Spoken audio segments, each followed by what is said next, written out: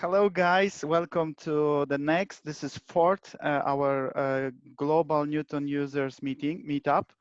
So today we have something like 10 people. Very nice.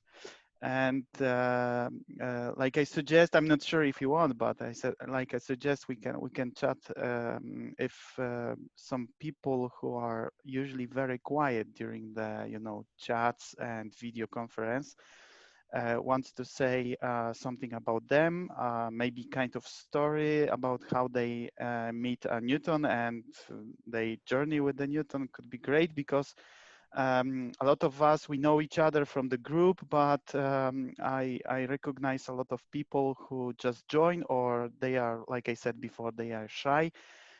Or I'm too young to know that people. So I'm happy to meet and hear the story behind them, because it's always good to know the members. Okay, so that's me. That's me. Okay. I saw Jim last few days. You are very active on the Newton talk, and you asking a lot of things. So could you tell us a few words Can you about hear me yourself? okay? Can you Yes. hear me okay? Yeah. Okay, I write better than I talk, and my handwriting probably looks better there. My text writing looks better than my face anyway. I'm from San Antonio, Texas, and I'm an old guy. I was around, well, I've been around for about 70 years. I'm fascinated with computers. I started, my first computer was a Commodore 64 that I did buy for my children, but I wound up doing some programming and stuff like that on it. And from there, I started building DOS computers.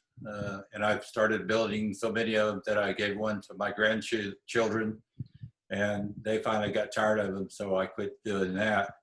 Although I just built my last PC a couple of Christmases ago.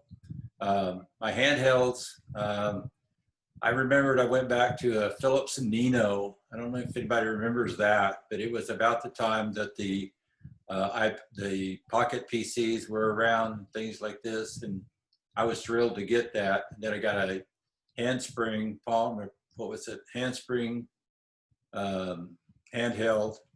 And I just recently saw that everybody was getting, they had Newtons available, and I was curious about that. So I went on eBay, and luckily I was able to get a couple. I bought two, and so far one of them's turned out to be great. The other one is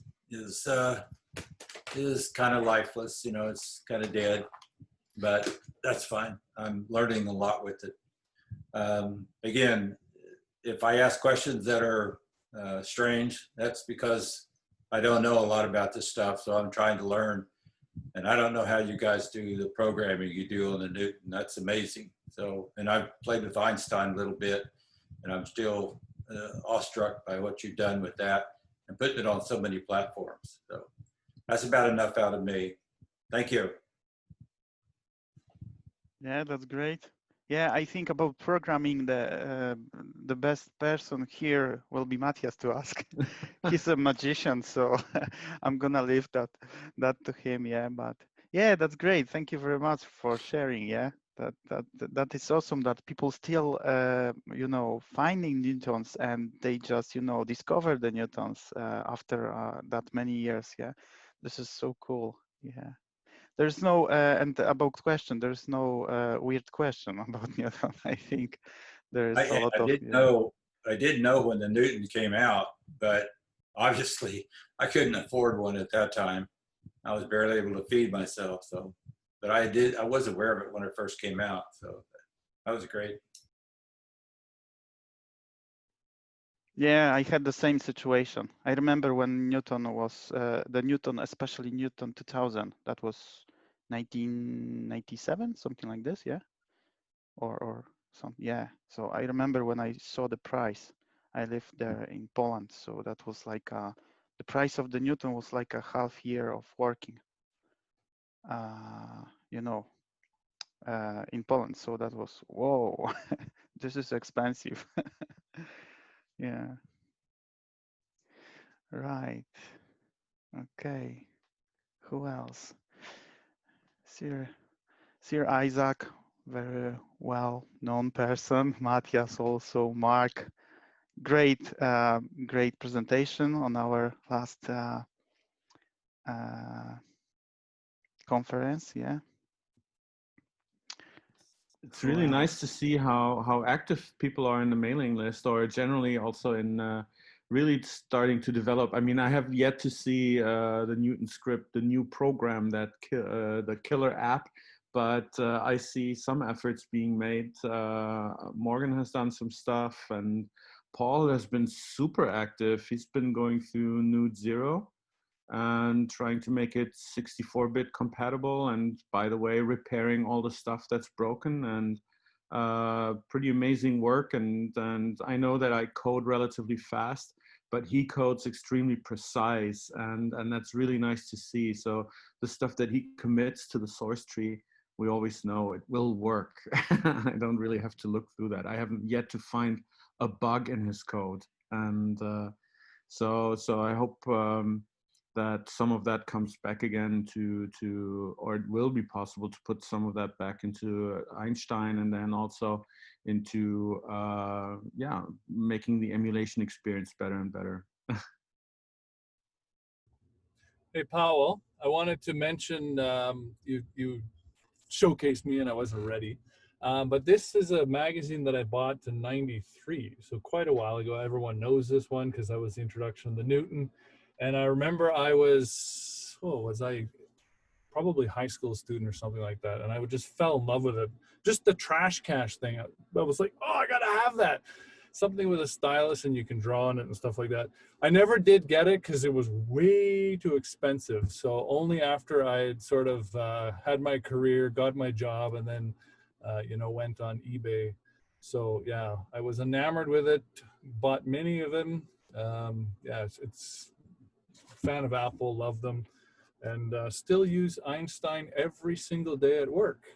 Some personal stuff also there, but work I'm able to kind of graph out, put out things, put the meetings, put the notes, put the checklists and everything. It's just wonderful. And I back it up by putting it into Evernote, and people are actually amazed at work. They're like, what app is that? How can I get that one? I said, oh, not really. It's an emulation. But yeah, thanks, Matthias, and also it's wonderful. It's nice to be able to use it on a modern architecture with the pencil. I was using it with the Newtons before, which got more photographs. People, you go to Apple and like, oh my gosh, can I take a picture of that? They know what it is. It's like this infamous thing, right? So love it. Good stuff.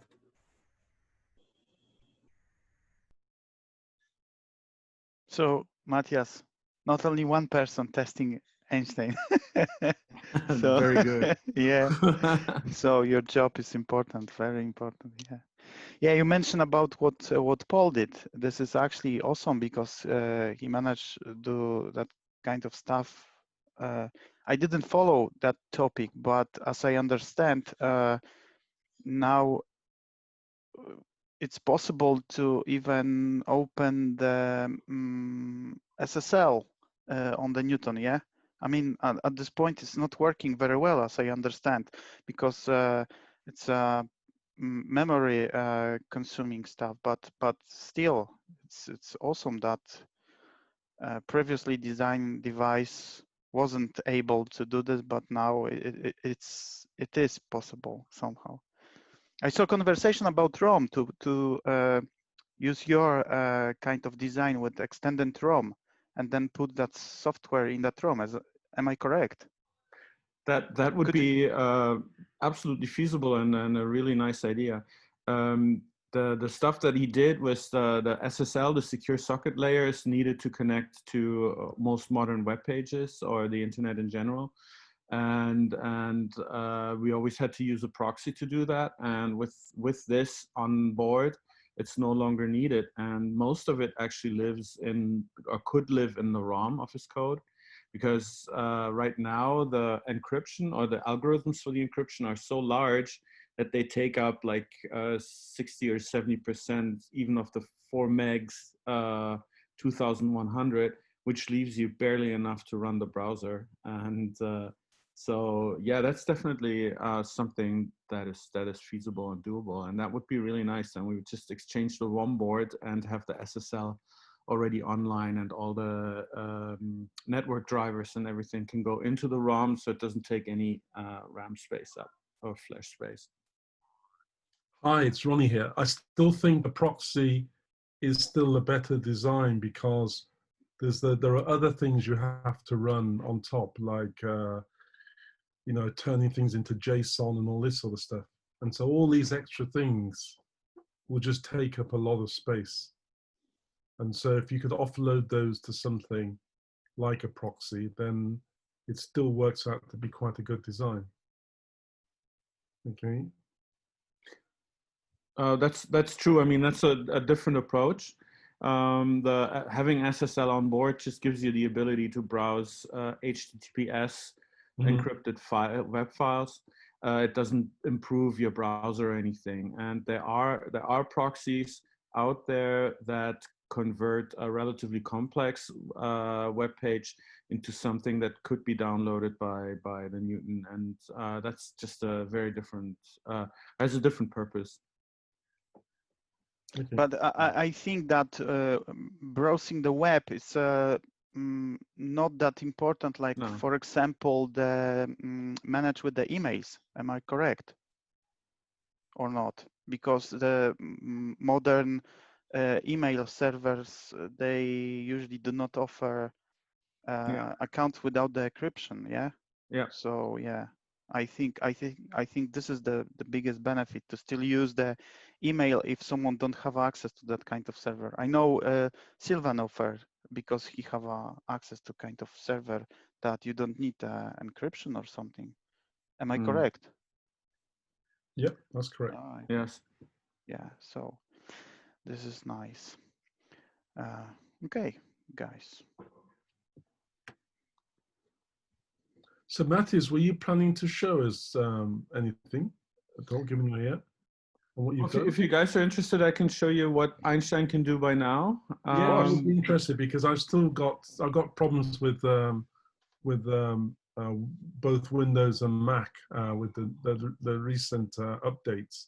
Okay. So I'd like to be motivated to address the issues. Okay. Yeah. What are the problems you're having? Oh, Microsoft have just decided to release lots and lots of fixes, so I can't get into my Windows environment, and it's just going around in circles again. So I have to basically just rebuild the thing again from scratch. And on the Mac, there is I'm not on Catalina because I've got quite a lot of 32-bit software, and so I'm trying to migrate the 32-bit to 64-bit, and then I'll go on to Catalina. Okay, so so I've got quite a lot to. So I've decided to go to 64-bit rather than to wait until the last minute. So I went to Windows 7 on the last day before Microsoft pulled the plug on it, and that on the basis that I thought it would be a very, very easy way to do it, but they decided to push out an update at the same time for Windows 10. So it meant that the whole thing went completely wrong. So now I've realized I really have to do all this migration 6 to 9 months before the last day, and that way then you've got probably less issues to wrestle with. So on that, or just go to Linux, which is what we were talking about last week or last time. So so I'm keen to see your what you've done, okay, if you can demonstrate it in some way. Thanks. The step from Mac OS 32-bit to 64-bit I found pretty steep, and I lost a lot of software that I liked. And then the next step to Catalina, which is completely different than the previous operating systems, was also somewhat painful. And I'm dreading when they now move to ARM processors. It's a complete new processor system, so everything has to be recompiled, rewritten, and redone. And even just sometimes software that I wrote myself, I don't know where the source code is all of the time, so I have to find out how to recompile it again. I find it pretty annoying, but then again, you know, it's their decision and they can do whatever they want. So let me see if I can encourage a little bit. Okay, so I would like to show you the current version of Einstein in the 2020 branch 4.6. And one of the additions is that we can copy things in Newton OS, put it in the clipboard, and whatever we put in the clipboard is then also available on the host machine. So you can open any other window and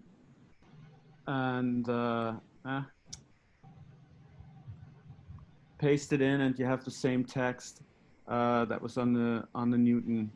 And that's really helpful if you have long texts and you can't really synchronize them well. So you just copy and paste them from one system to the other. The way this is done is that I found in the ROM the location where the operating system calls a function that stores this stuff in the clipboard, and I basically hooked into that function and I'm doing some additional stuff. And then there was a hunting session on finding the same functions on the other ROMs, on the German ROM and on the eMate ROM. And the problem with that is that on the US ROM, we know where those locations are. Apple has published one ROM that has all the symbol information in it, so we can find it. On the other ROMs, we have to do a big search session, and some of the assembly code in the operating system, or all of the assembly code, is very similar. It's not exactly the same. Stuff moves around, but we can find certain patterns. And for example, here to write something on the clipboard, you have a specific command sequence. So you have like 12 bytes that are very unique in the ROM. And so I searched them in the other ROMs, and there are always only 4 locations. And then you have to find out which of those 4 locations is the right one. And then we can hook into those. So that was exciting. And to make this the other way around, that you can copy something on the host and paste it into Einstein, that's on my list, on my to-do list.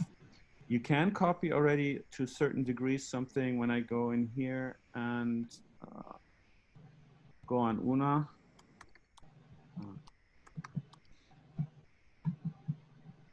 And we go in the archive, and let's see, applications.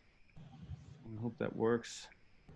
So here's a package, here's the link. So I'm online in the regular browser, and I can just drop that over, and it installs the application right from Una. So I think that is also useful if you want to try out everything that Una has to offer. That should be somewhere here. I didn't even, here, Animator. I didn't even check what I was installing. I grabbed the first one that I had. Okay. Then the next thing I was talking about, you guys know the monitor. The monitor is also in the main branch, and it allows us to look at assembly code. So here, for example, I stopped the Einstein running on the left side, and I can look at each individual assembler command, and by just pressing enter, I can go command by command and look what the operating system is doing. Which is very techy, but also very exciting. And when I said earlier, I tried to find the hooks for the copy paste option. We can set breakpoints here and then say, oh, this is the right hook. This is what happens when I call a copy function or a paste function. Pretty exciting. I added some graphics to it so you can single step like it's on Mac developer system. But I think the big fun here is the Toolkit implementation. It's basically a tiny version of NTK that is already built into Einstein. So here, this, for example, is a complete Newton script program that does run on Einstein and on the original message pad. You can even upload this program to a physical machine.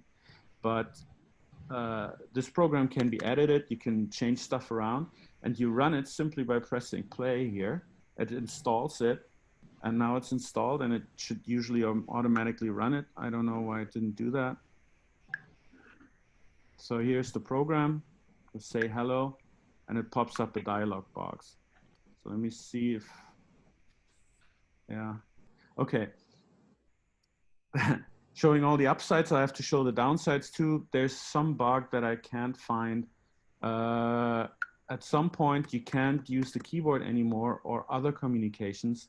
I don't know where that bug is. So I have to restart Einstein now to get this going again. I'm sure we will find it at some point. So if you try out, the toolkit before it actually works, check that you can type.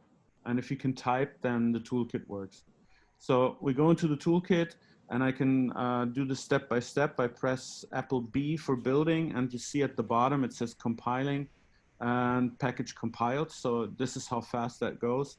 And then you press either Control Run, Control R, or just press the play button. It installs the app and then runs it right away. And then just to see that this is really compiled and this is live, we can go in here and change the say hello to say hi, for example. Press the run button again. It reinstalls the package for you, and then the text changed into say hi. So this should make it very, very quick to try out changes to Newton script code. What happened? I have a question. What happened if you put in that text area kind of German, umlauts? Yeah, that's not working yet. Yeah, because I tried Polish accents, and the whole text just disappearing. Yeah. Yeah. So there's in your example there is a completely blank button. Yeah. So yeah, that was my idea. Yeah, yeah. So yeah, that's unfortunately. I don't know what's going on there. That seems to be a thing with Newt 64. What it does is that internally now, I thought I was very smart to store everything internally in the modern Unicode base 8, whereas Apple stores in Unicode 16, and the conversion between those two seems to not work. And it works for ASCII, but as soon as you have characters that are not within ASCII, yeah, you get blank lines. But I'm sure that's solvable. Yeah, at least English is covered. Yeah. Yeah. So it should not keep anyone from writing cool new games. That's correct. You sent me some information, and I want to a bug, but I want to show you another thing. And here, so these are the menus for the toolkit, and they're ordered a little bit similar to the original toolkit. But as I said, this is by far not as powerful as the original toolkit. But I have here a button is called Decompile Package, and if I choose that, I get this weird file chooser here from FLTK, which is our user interface library. And then I click on any package. It can be any package by written whoever, and it decompiles the whole thing, and you get the entire source code of the package that you just decompiled. And this can then be used to change stuff around. This is not such a smart, yeah, let's see. I don't know if it works. I'll try it. It's transferring. It did work. So wow, I'm a little bit surprised myself that worked without doing anything. So this, what it really did was it took a package, decompiled it into source code. You can look at the source code, you can change stuff around, and then it recompiled it again into a package, installed the package, and runs it now on the Newton. And so we have the about here, and I can, yeah, I won't find it so quickly, but I can change the about text here, and it would change already also on the message pad right away.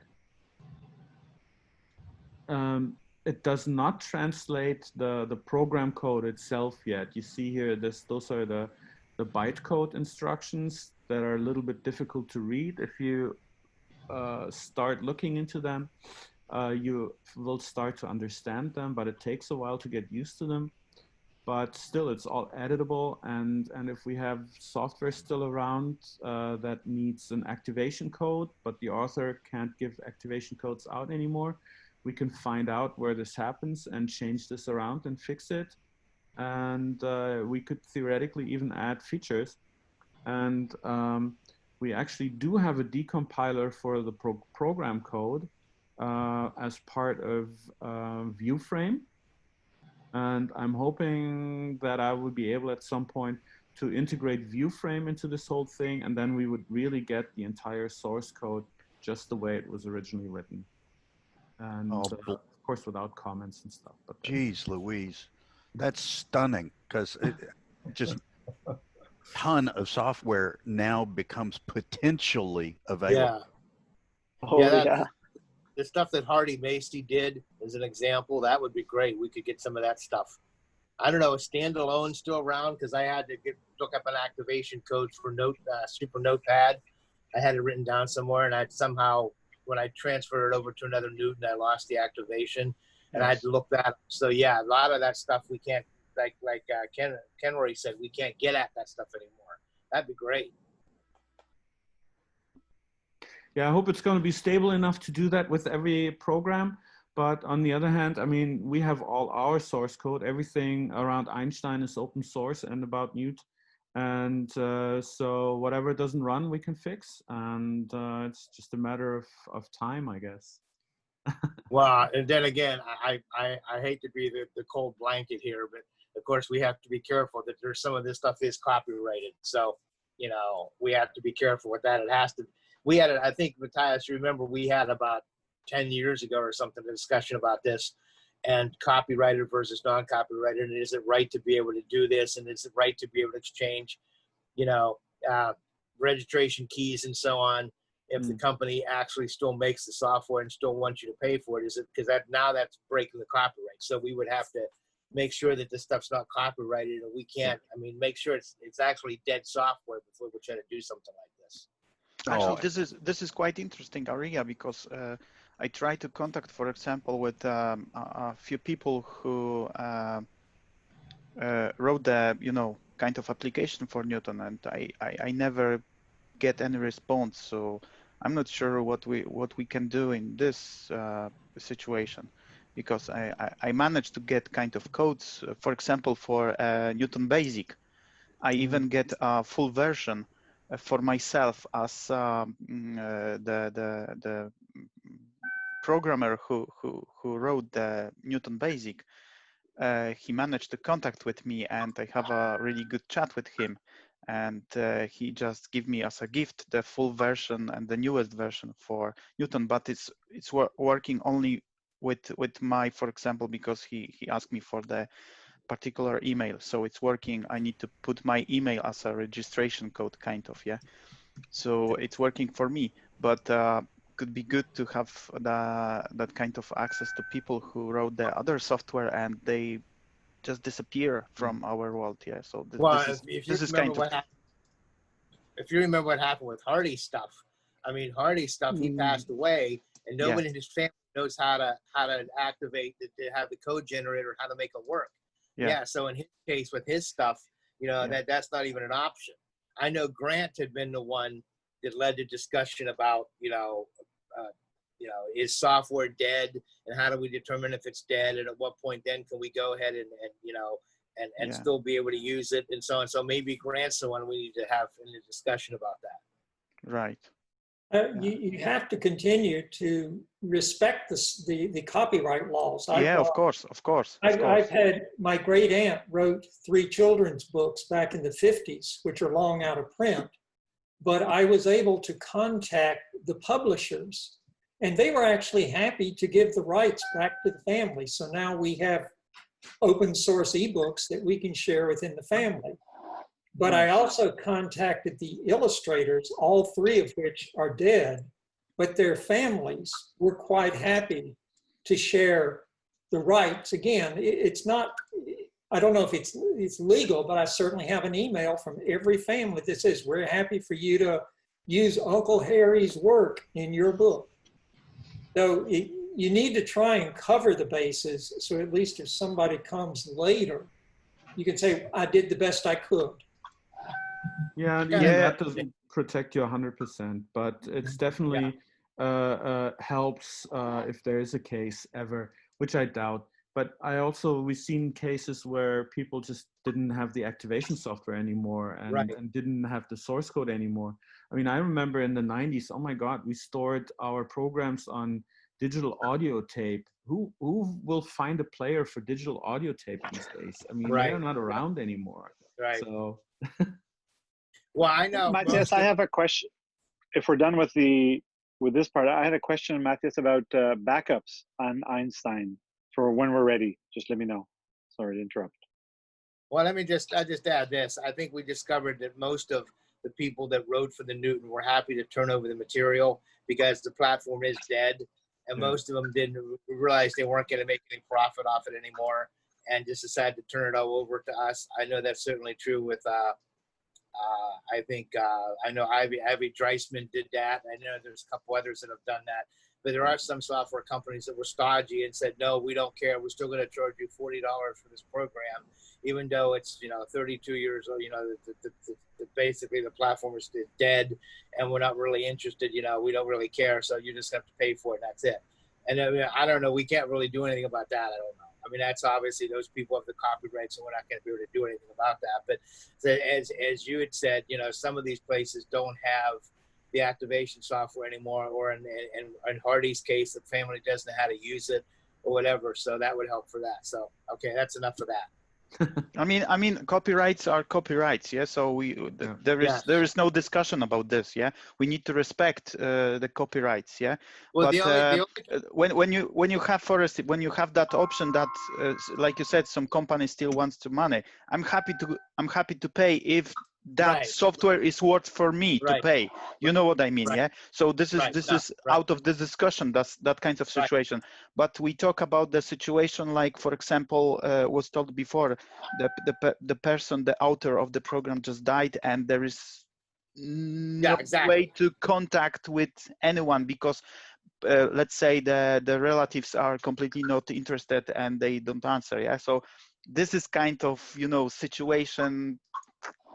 I'm not sure how to approach this because from one side you have from one side you have a copyrights and you should respect, but from the other side there is no method how to get it. But sometimes the software is quite interesting and really good. Yeah. So yeah. I think Grant's idea with it was basically, not to speak for Grant, but if I recall correctly, his idea was basically you try to contact the company so many times, and if you're not able to contact them, we kind of have to have a discussion about what we do next. Because obviously, as you said, if the company still wants us to pay for the software, it's not right to go around them because it is their work. Yeah.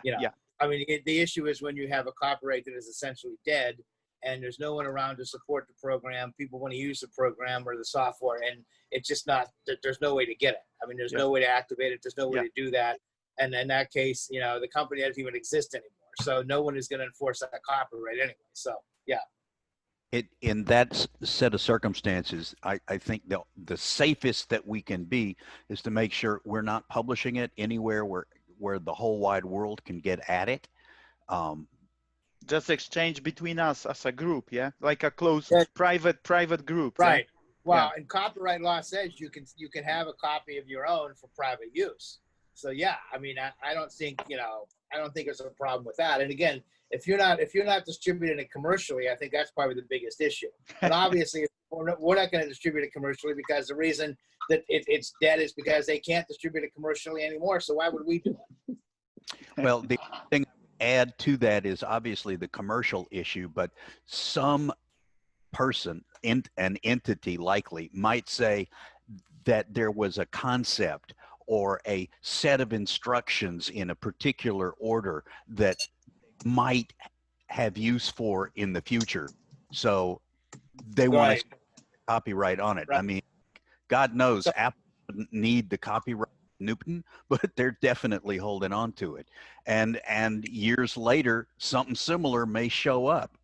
I mean, the noise for deleting the trash a crumpled up piece of paper into the trash can, any number of different things. So just keeping things private research. Private, yeah. Yeah. Well, if we go with the U.S. law, it's pretty clear. As long as we don't get explicit permission to use or change the code, we can't do anything. It doesn't really matter at all how many times you tried to contact someone. In reality, though, the thing is, what's the damage that you're generating? And by having a private copy at home that is hacked into not asking for the code anymore, the damage you're creating is one license, and no lawyer in their right mind will sue you over a single license. Because the lawyer will not know. Yeah, but there are a lot of lawyers who are not in their right mind. Yeah, okay, well, I give you that. Guys, I'm not sure if I published that part of conversation. No, but realistically, I'm not saying you should have a pirated copy at home. I'm just saying that a lot of the stuff, I mean, just to write an emulator, theoretically, we can get sued for that, because of course we need to know how the inner workings of Einstein of Newton are. But the biggest question is always, what's the damage that you're creating? I mean, just walking on the street probably would you find a lawyer that sues you over that. So it may not be an issue of damage. It may be an issue of precedent, that for a company, they say we have to protect this, even though it's very small, because if we don't, something else that's very, very big, we have to protect everything. Otherwise we can lose something big. Yep. Well, I think the big issue right now we probably need to figure out is just, before we go into this too far, what software do we want to do this with? Because obviously, if it turns out when we get through our list and there's no software that we need to do it with, then it's a moot point. Because at that point, it doesn't really matter. I think there's certain software out there that we don't have activation codes for, and that's probably what we need to focus on and figure that out. You know, so we don't have, we're not looking at the Library of Congress here. You know, we're looking at a small handful of programs. So yeah, guys, in general, I like Chris just said to me, we won't solve copyright here. No, and we should move on. I think because we can have a very long debate about this. It's one of the non-solved problems, I think. I'm going to have to leave in a little bit, but I do have an offer if anyone's interested. I have a PowerBook 170 that's looking for a home. I think it's running system 7.5 right now. The bad news is that about 5 or 10% of the screen pixels are bad. The good news is that it runs native software from that time. So if one's looking to get the old Newton connection utilities up and running and actually talk to a Newton over serial, the machine will do it. Nice. I already have a Macintosh 2 CI that I rebuilt, so I have no need for another machine that can talk natively to a Newton. The other downside is I live in Paris, and how to get it somewhere would be an issue, but if someone's interested, I do have a PowerBook 170 looking for it. I don't see a lot of downsides to living in Paris. I'm sorry, I don't really. That's a very nice background. That notebook, we'll all get together in Paris. Yes. Well, we are starting to open up now. It's a lot more open than it was a couple months ago. Yeah. Oh yeah, US. Yeah, but you're not going to let us in from the US, right? No, not unless you got a resident card. Yeah. Well, for me, it would be great. I'll be there in 3 hours, but. Well, it's sitting here. It's not going anywhere. So, but if someone's in the neighborhood, has a use, or it's relatively easy to ship, sure, it needs a home. Okay. Well, thank you, Charlie. So, Charlie, I might contact you on that, because I live in Brussels, or not far from Brussels, so that might be. I don't have a Mac apart from my MacBook Pro. Oh, so. This is Ronnie. Okay. Yeah, I used to live in Brussels. Right. So it's sitting here and ready, and it has 2 power supplies. The battery's dead, but 2 power supplies. Okay, that's good. That's good. Okay. Thank you. Matthias, may I? Oh, sorry. Go ahead. Yeah. So what was the question about the backup? Well, so this is the situation. So I, after the last Worldwide Newton conference, I went and I have an original one that I bought back in university. And I was doing development work on the Newton way back in the 1990s. And I wrote some programs and stuff. And I'm lucky that I live in the same town that Noah lives in. And he gave me he gave me, first of all, the power adapter, which I don't have anymore. Screen didn't work anymore. And I used the fixes on the internet to change the capacitor that's on the backside, and it works fine now. Oh. But I had to wipe it out. And fortunately, I have the 2 megabyte PCMCIA card. And I had taken a backup back in 1995 of the message pad when I did this. And I was able to restore it, and it worked fine, right? It works fine on the message pad itself. But I like to take this and put it onto Einstein. So how would I take a backup that I've taken on my physical Newton and image it or whatever onto Einstein so that I could use everything here? Like, you know, I'm trying to minimize the use of this device, but how would I do that to put it onto Einstein? Which operating system is that? Is that 2.0 or is that 1. This is going to be 1. This is the original message pad. So 1.0 probably. Yeah. Einstein doesn't run 1.0. We would have to look. You would have to look into Leibniz, which is the emulator for 1.0. So what about the apps then? Is there a way I can copy the apps off of you, like the apps that I wrote myself, and copy them off? That's a good question. I know the only one way to make a copy of the application. You need to have the old Mac and connect Newton traditionally and use original NCU, Newton Connection Utility.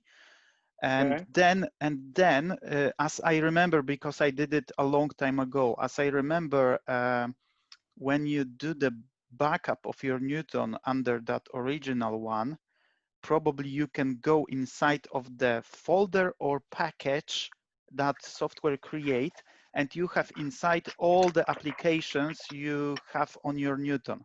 So this is probably only one way to make a copy of the application, because because if you move something from, if you do the backup on your card, you have everything on card, but there is, as I understand, there is no way to copy from the card on the computer, because Newton don't have any file system. It's like the memory card. It's like So that could be great actually if someone would be able to create that kind of software on the computer, able to read the PCMCI memory card's content. Newton content. That would be great, because that could give us opportunity to save some kind of software we have on old machines. I have in my collection a few Newtons. I don't even touch them because I get them from the original owners, and they include kind of unique software there. Right. But same thing is here, right? Yeah. So probably the same thing like you have. And I have no idea how to make a, like a copy of the existing system setup. Yeah. But maybe we could try. So like I said before, the original NCU, this is the only way how to copy everything.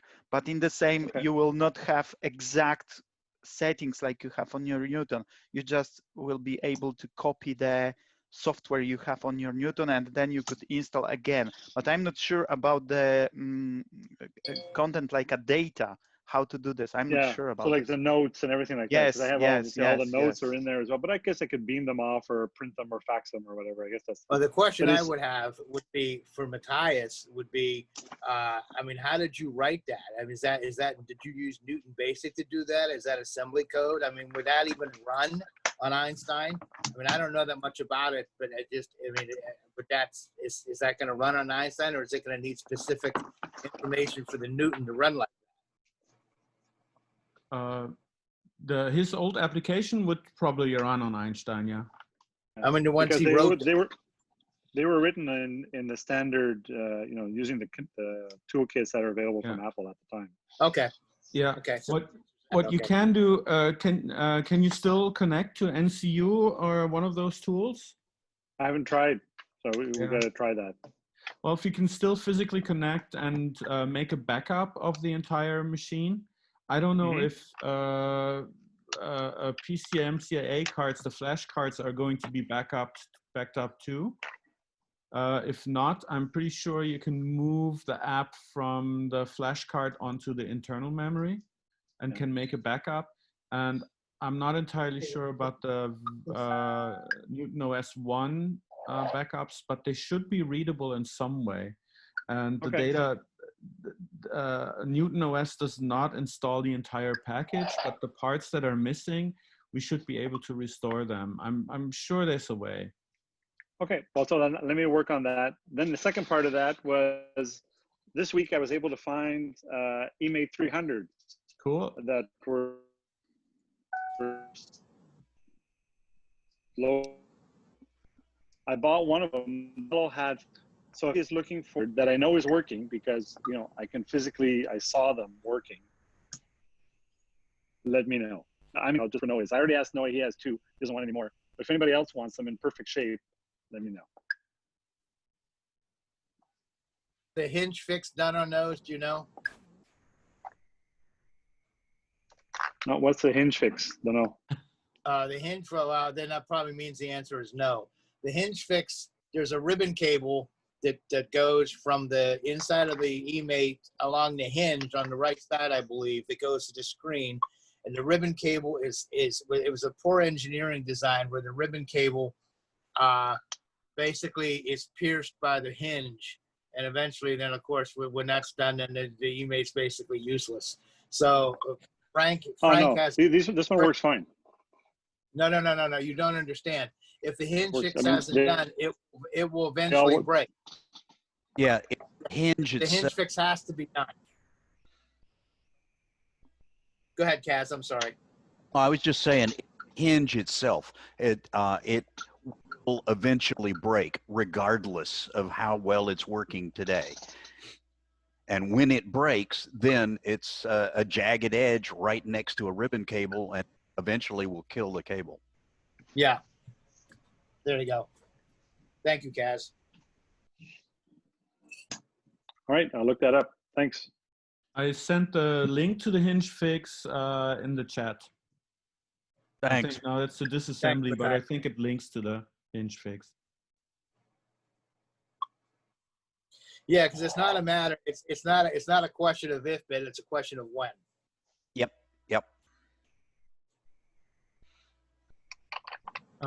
To conclude the toolkit inside the Einstein environment, I would like to just point you guys at the messagepad.org webpage that I set up.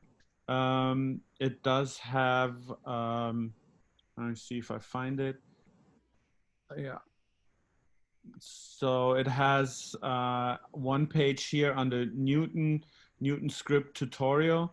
There's absolutely first steps, like the absolute minimum, like print hello, all the way to data structures and stuff. So you can learn Newton script here, the very absolute minimal basics. Learning all the internal stuff, of course, is a lot more work, but this ends basically with the demo program that Toolkit pops up with anyway. So you can really write all the way to a functioning program. That's great, Matthias. Thank you for that. That's terrific. Superb, man. That would be enough to get me starting to do something with it anyway. Well, that's my motivation for solving my other issues. Thank you. Yeah.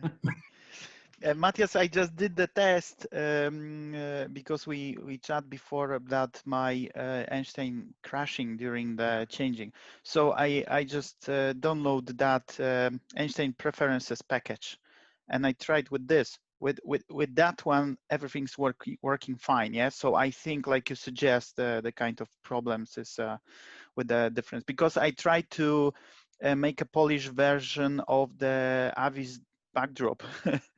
So probably something inside of this program is making the cause that my Einstein crashing. Yeah. So. And it can be the international characters.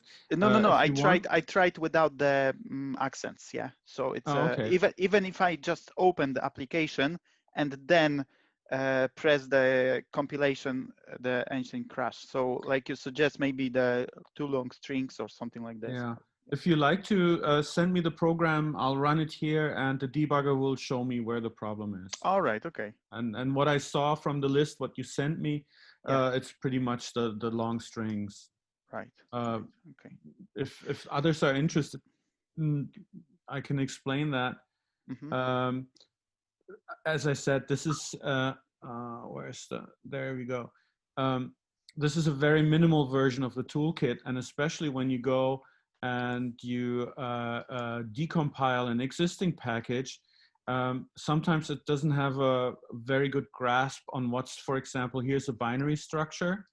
And for me to make life easier, instead of interpreting what the binary structure actually is, I just write these columns of numbers, and they're endless. And in this case, it's a picture, an image.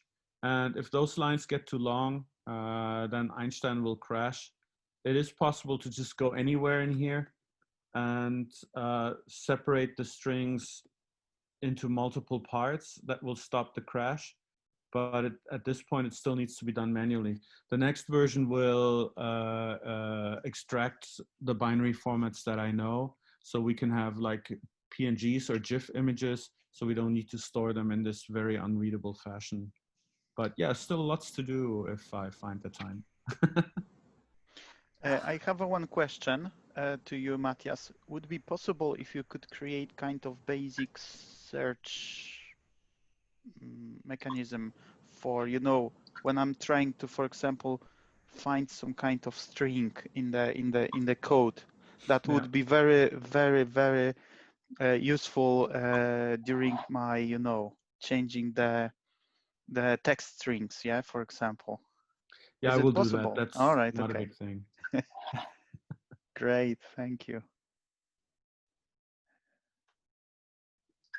It's awesome. It's nice to know that someone's using it. I mean, I feel like sometimes I'm solving big puzzles, and then it's like during the quarantine, the whole family, we solved like a 10,000 pieces puzzle, and then when you're done with it, we kind of throw it back into the box and then give it to someone else. So it's nice to see that someone is actually using the puzzle. Yeah. I think that will be very, very useful. Even I'm trying to write some applications. So even when I will be able to open kind of application done before, but that application have a kind of mechanism I wish to use, I think I will be able, to check the code and find the section responsible for this. And, this is another way how to learn the programming, because, books are great. The all documentation we have is great. Yeah. But my way, how I learn, it's examples. So when I read the examples and I see the code, so I can recognize how the kind of action is done. Yeah. So for me, that will be very useful. Yeah. So I think that the Decompiller is so great.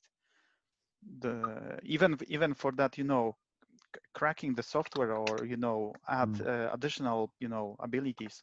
So that will be really, really great. Yeah.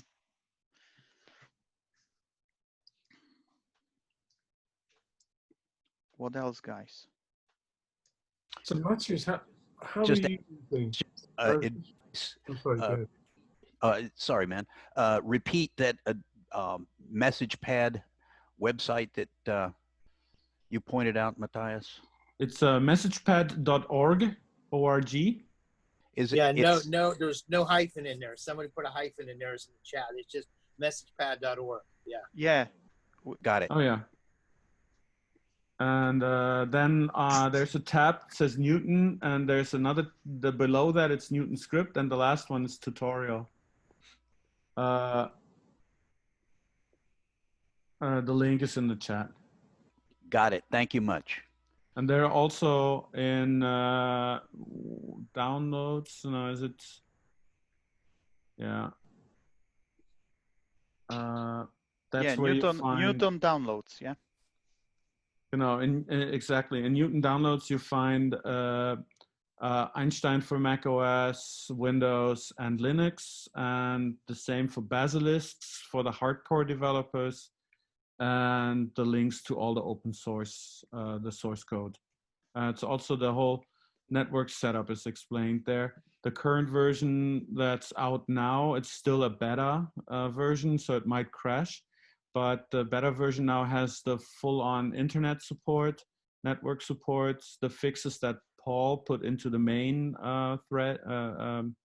branch, and you can use that, and it should work very well now with internet, with network. Thank you, man.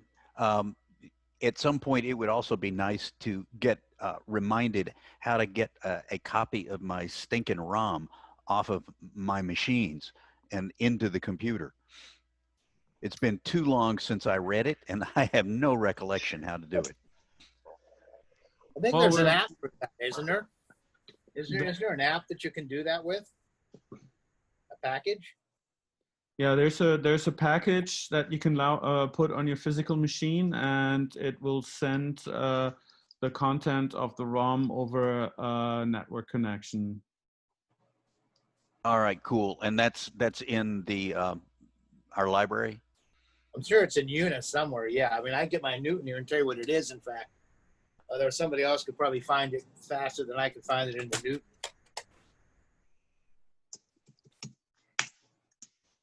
Let me see here.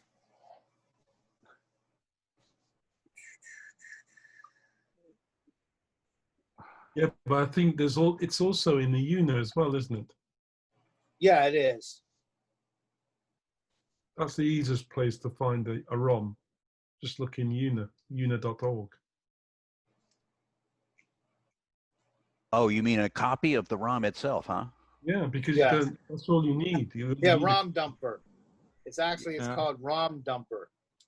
ROM dumper. Yeah. Well, thank you very much. So that gives me two really great options. Appreciate. Although the ROM number. Yeah. Is that it, Matthias? Is that the one?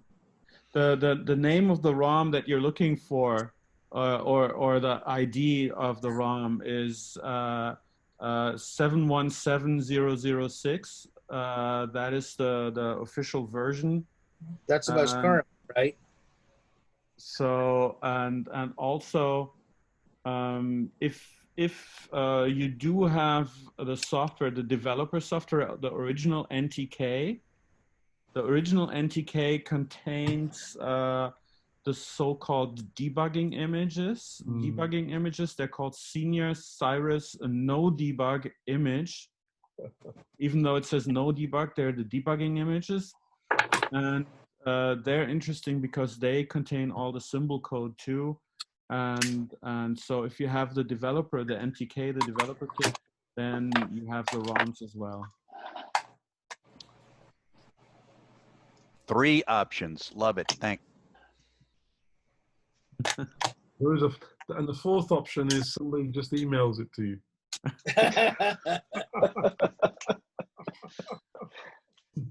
Back to the copyright discussion. Because you've got a real That's the low tech. That's the ROM right discussion. Yeah. Well, Powell's not recording that bit. He has to edit it out later, fix it in post. Delete.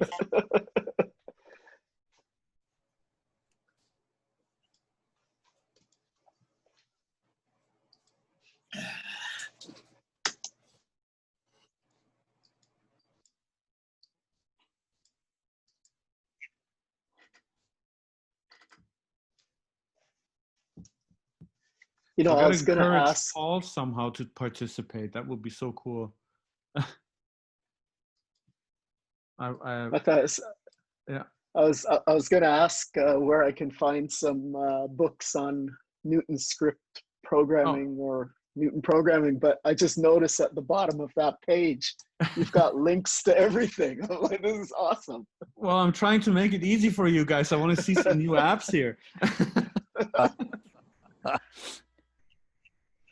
Well, given your wizardry, I don't have enough chickens to sacrifice.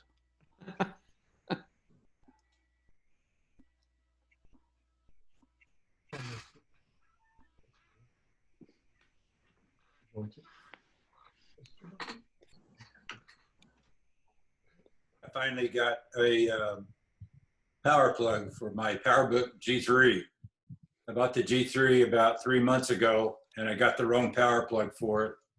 I didn't realize there were 2.5 and 3.5 millimeter power plugs, so maybe I can see if the thing will work now.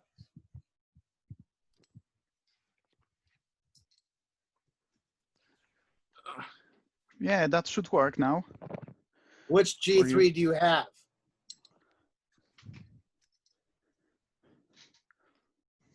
He went somewhere. Yeah, and now he's gone. Yeah, guys, meanwhile, maybe I'm gonna show you something. Let me change the camera. I hope nothing will crash. Okay. So do you see my camera? Yes, Paul. So you should see my desk. Oh yeah.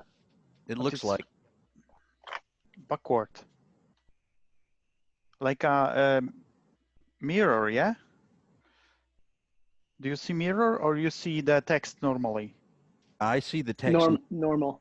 Normal. Okay, so I have a bad setting. Okay, so that wooden board, I'm gonna make a zoom a little on my camera. Just give me a second. So that wooden board, I get this from Jake.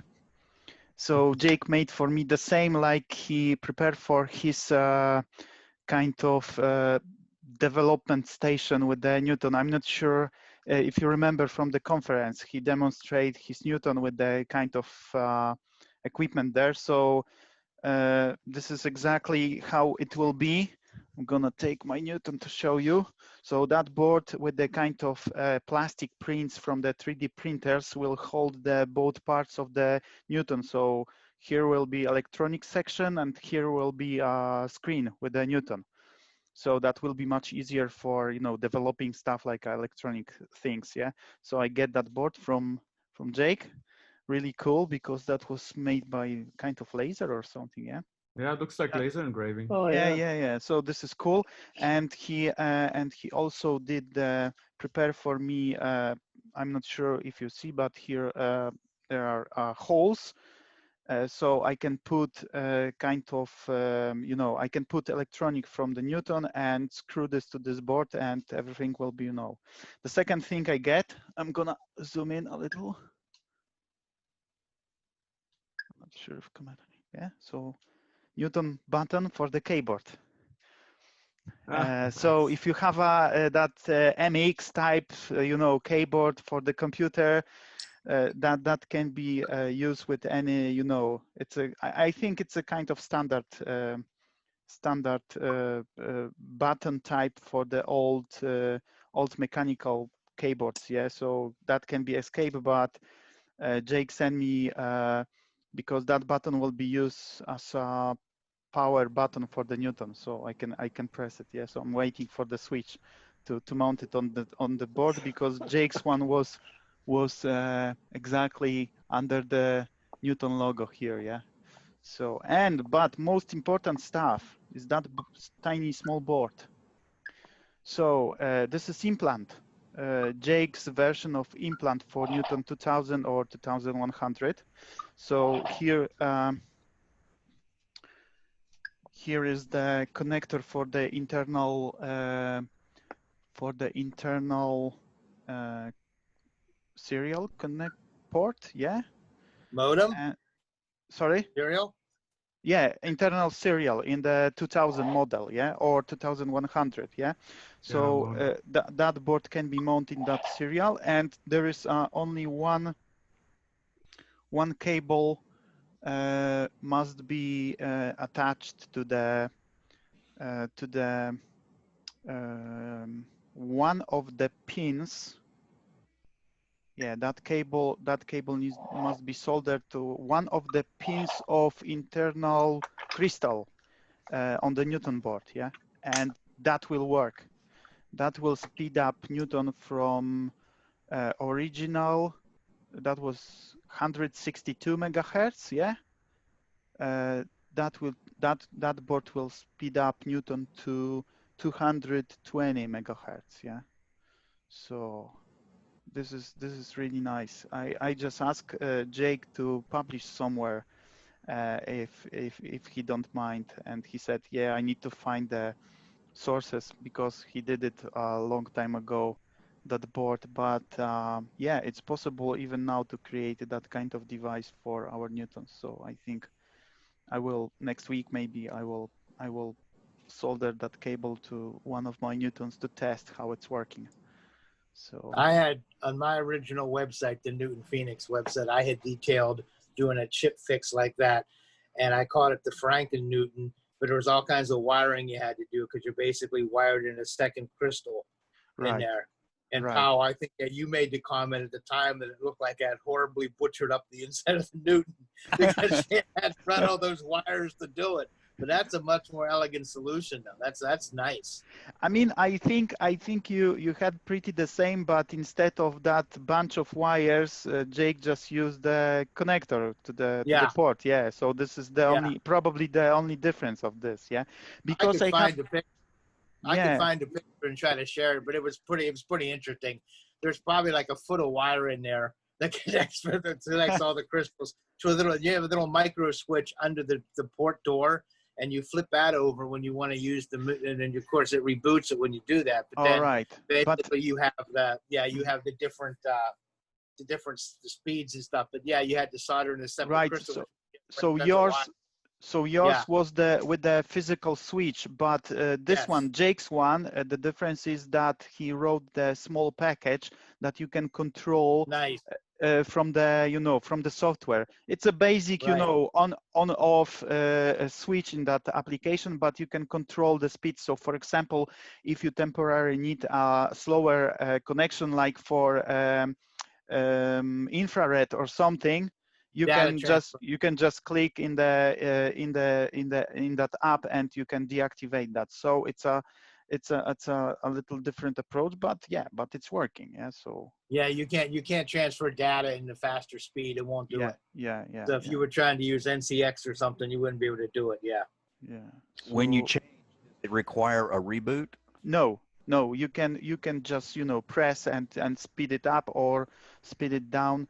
And everything will be fine because it's that board control only the internal clock, I think, as I understand what Jake said to me. So you don't need to reboot anything. You can do this, just like that. Yeah. Very cool. For Kaz, you did need to do a reboot for mine, though, and there was some question at the time. I think Matthias or somebody had suggested that you really shouldn't power it up or down.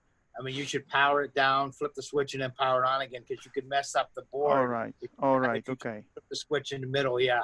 No, with this one you can do this, on the fly, yeah. Right, yeah. Yeah, and you because you need to. The only way to control it is that small application, yeah. So actually, you cannot, switch it on, switch it off, yeah, and then change it, yeah. So you're doing this by the software, yeah. I have also another Newton with the original Implant2000 made by I forgot the company they made.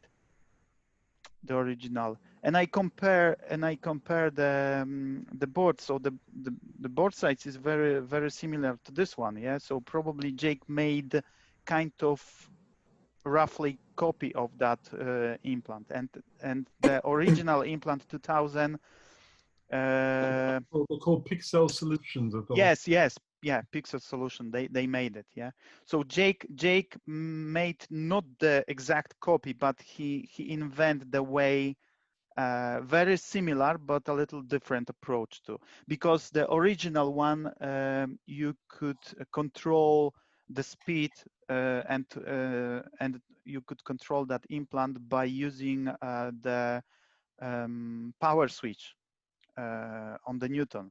You need to hold longer that power or something like this to activate or deactivate that. Yeah, but Jake that just made it by software control. Yeah, so I think it's more elegant.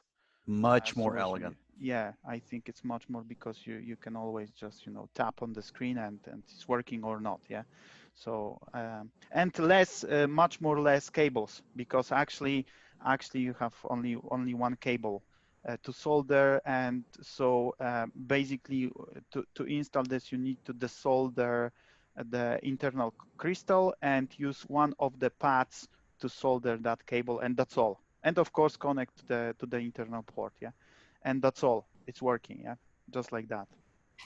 So yeah, this is me, what I want to share with you, because that was I think that was really, this is really great. Yeah, I'm gonna test it next week with one of my Newtons.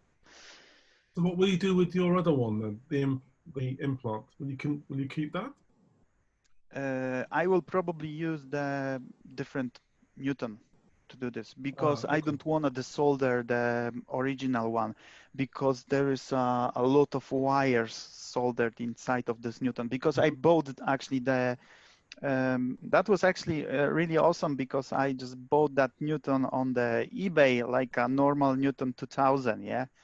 So probably even owner didn't knew, because owner didn't even mention about that implant, and I just discovered it by accident that I have that implant inside, because usually what I'm doing when I buy some Newton from eBay, I'm just open and check the condition internal condition of if there is no kind of problems with the electronic or with the cables or something like this. And I just open that Newton and whoa, what is it?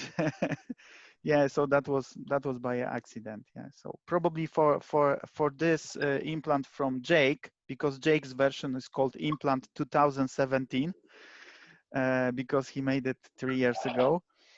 So probably I will use completely new Newton to install this. Yeah, I have one in very bad visual shape, like a broken case, etc. So probably I will rip off all electronic, put on the wood board, and then I will try to do this with that implant to test it properly. Yeah.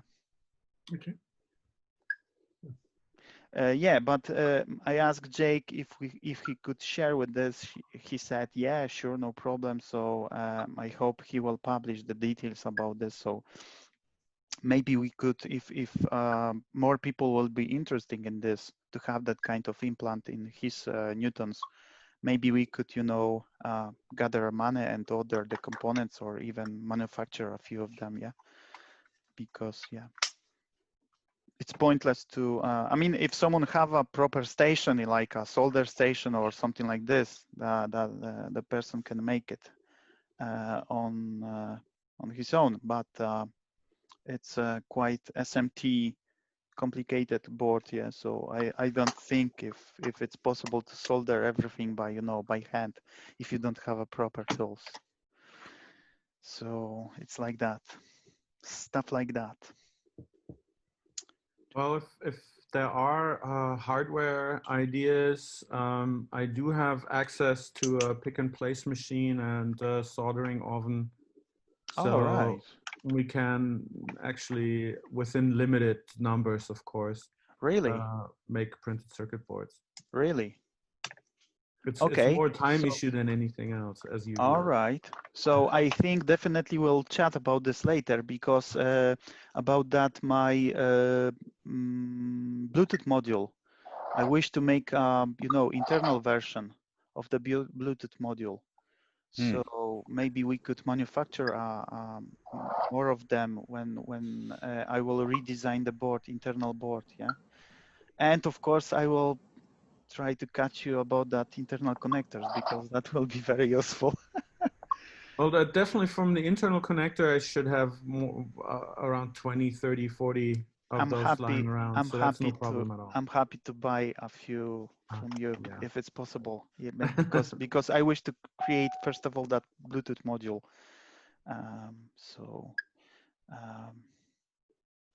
Yeah. Yep, like I'll support you with that, no problem. Great, great. That will be great. Yeah.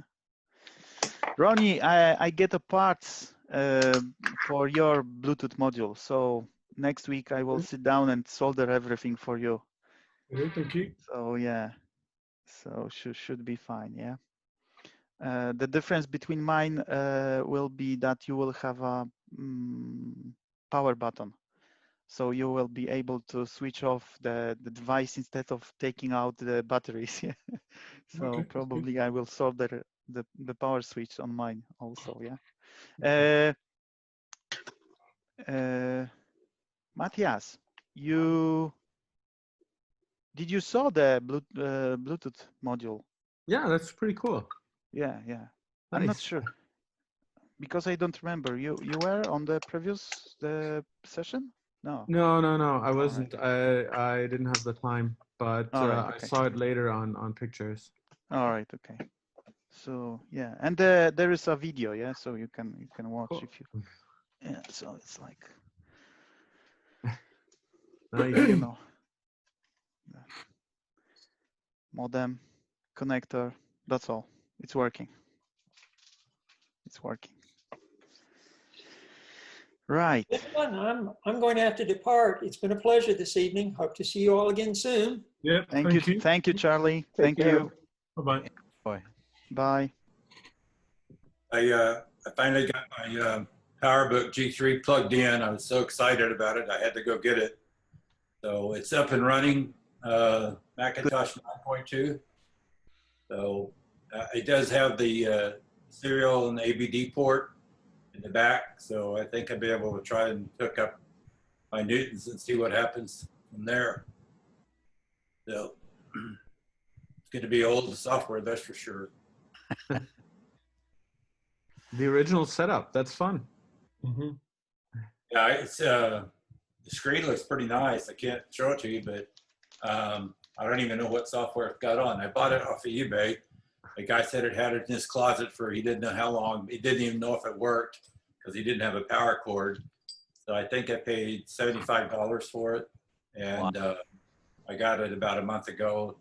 I got the wrong power cord, and now I just got actually 2 different power cords, and both of them seem to work. So I've got a lot of playing to do, which is great. And at the same time, I got an old iPad from my granddaughter. Talk about different technologies. One for MetaPad and the other one for Einstein, right? Yeah. Yeah. Yeah, and I was looking at Einstein right now on my iMac, trying to figure out whether I got the latest version of it. I don't know if I do, but I didn't realize it did a lot of the things that it does. So, oh, and Powell, changing the extension on that file to package PK or Newton PK, it worked fine. I loaded Newton Works right on my Newton over here. The problem I was having, in case everybody else needs to know, I got the Newton Works off of the UNNA, whatever website, and every time I tried to load it on my Newton, it came up and said invalid file format or something. But it did have a PKG extension on it. So Powell told me to change it to Newton PKG, which I did, and that seemed to work fine. So another trick I just learned, so that's great. Excellent. Yeah, Actually, because now the new Mac OS use the PKG extension like for the installers for the application. Yeah, so that is confusing for NCX. Yeah, so the extension must be changed. Yeah. Yeah, what it said actually on my MacBook Pro, it said something this package is the classic version or something like that. Yeah. So, but yeah, if you loaded change up. extension, it's working. Yeah. Yeah, I got it loaded down. Now I need to figure out how there's some way to with a network card to talk to your iMac.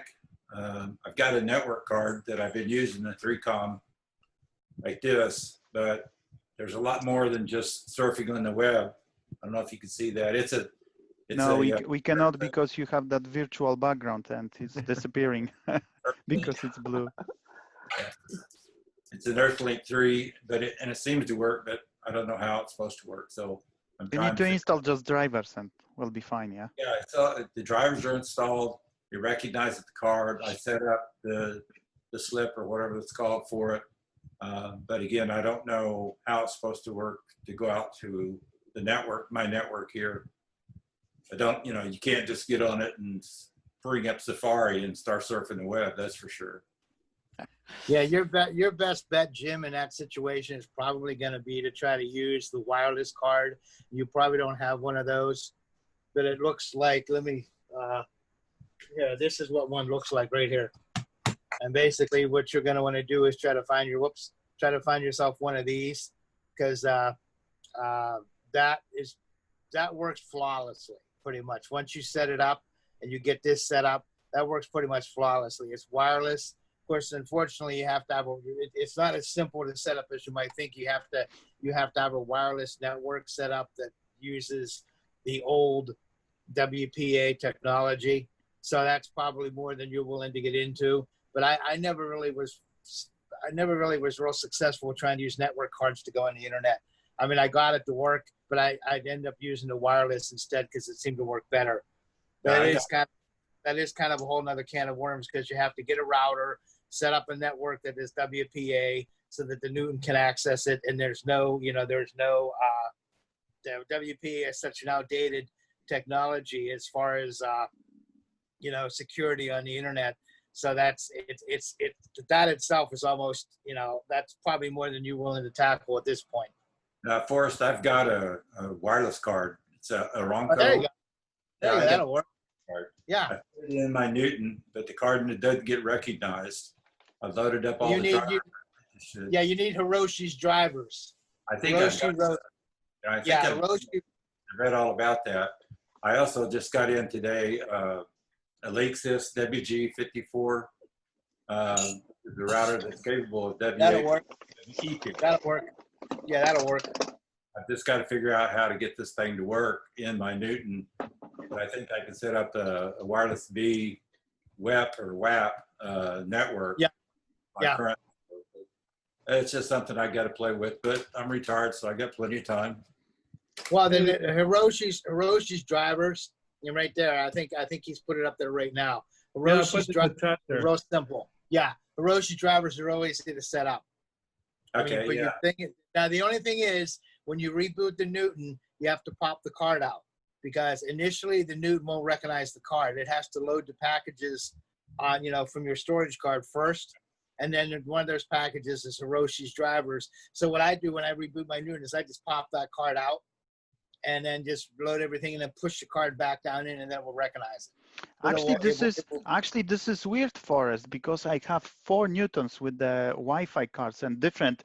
Not only I have a compact card, I have even that Sony card, and 4 of them I don't need to take out. I've always had to do that with all the Newtons. I've got like 4 or 5 Newtons here, and every one of them it's been the same way. Yeah. What kind of system patch do you use? It's a regular one everybody else uses. Whatever it is. What is that? The 717 X. So try the 711 with the zeros. Let me see what I have. Hang on, I can tell you. Hang on. Because probably that can be a difference, because I never taking out the cards, even if I reboot the Newtons. The card is perfectly recognized, so there is no problem with this. Maybe this is. Let me show you what patch, happens. Yeah. You can actually. No, just read the number. Actually, show you what you got. You got this. Well, that's what I'm trying. Hang on just a second.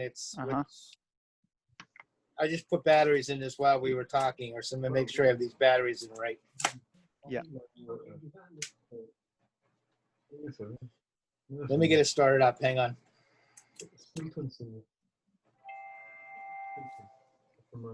Yeah, 711000, Powell. It is that So one. it's the same. This is weird It's in the this same. case. Yeah, it's the This same. is weird. Yeah. But what happens is it will load to a certain point, and then it will say, your Newton cannot access this card. But once you've loaded everything from the storage card, so this will pop up here. That's what right there. If you look, so that's what you get when you got the storage card, right? So that comes up by itself, which is what it's supposed to do. Then you push this down, and now you get the second window, which is the one there, which is for the wireless card. Yeah. But it won't, if you don't pop that up, it won't load the card. It's been like that. It's not a big deal. I mean, you just have to remember, it's just when you reboot, you have to just push the the eject button and just pop the card out, and then just put it back in. Yeah. Really this is weird because my experience is completely different. About that, about the setting the Wi-Fi, I just paste the link to my blog where there's a step-by-step kind of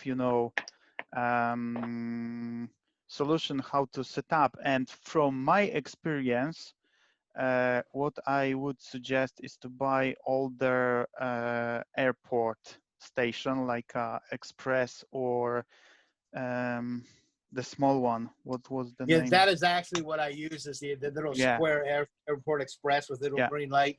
Yeah, that's what I use to connect my Newton. Yeah, and I'm not using the any encryption. I just have an open, but I reduce either. Yeah.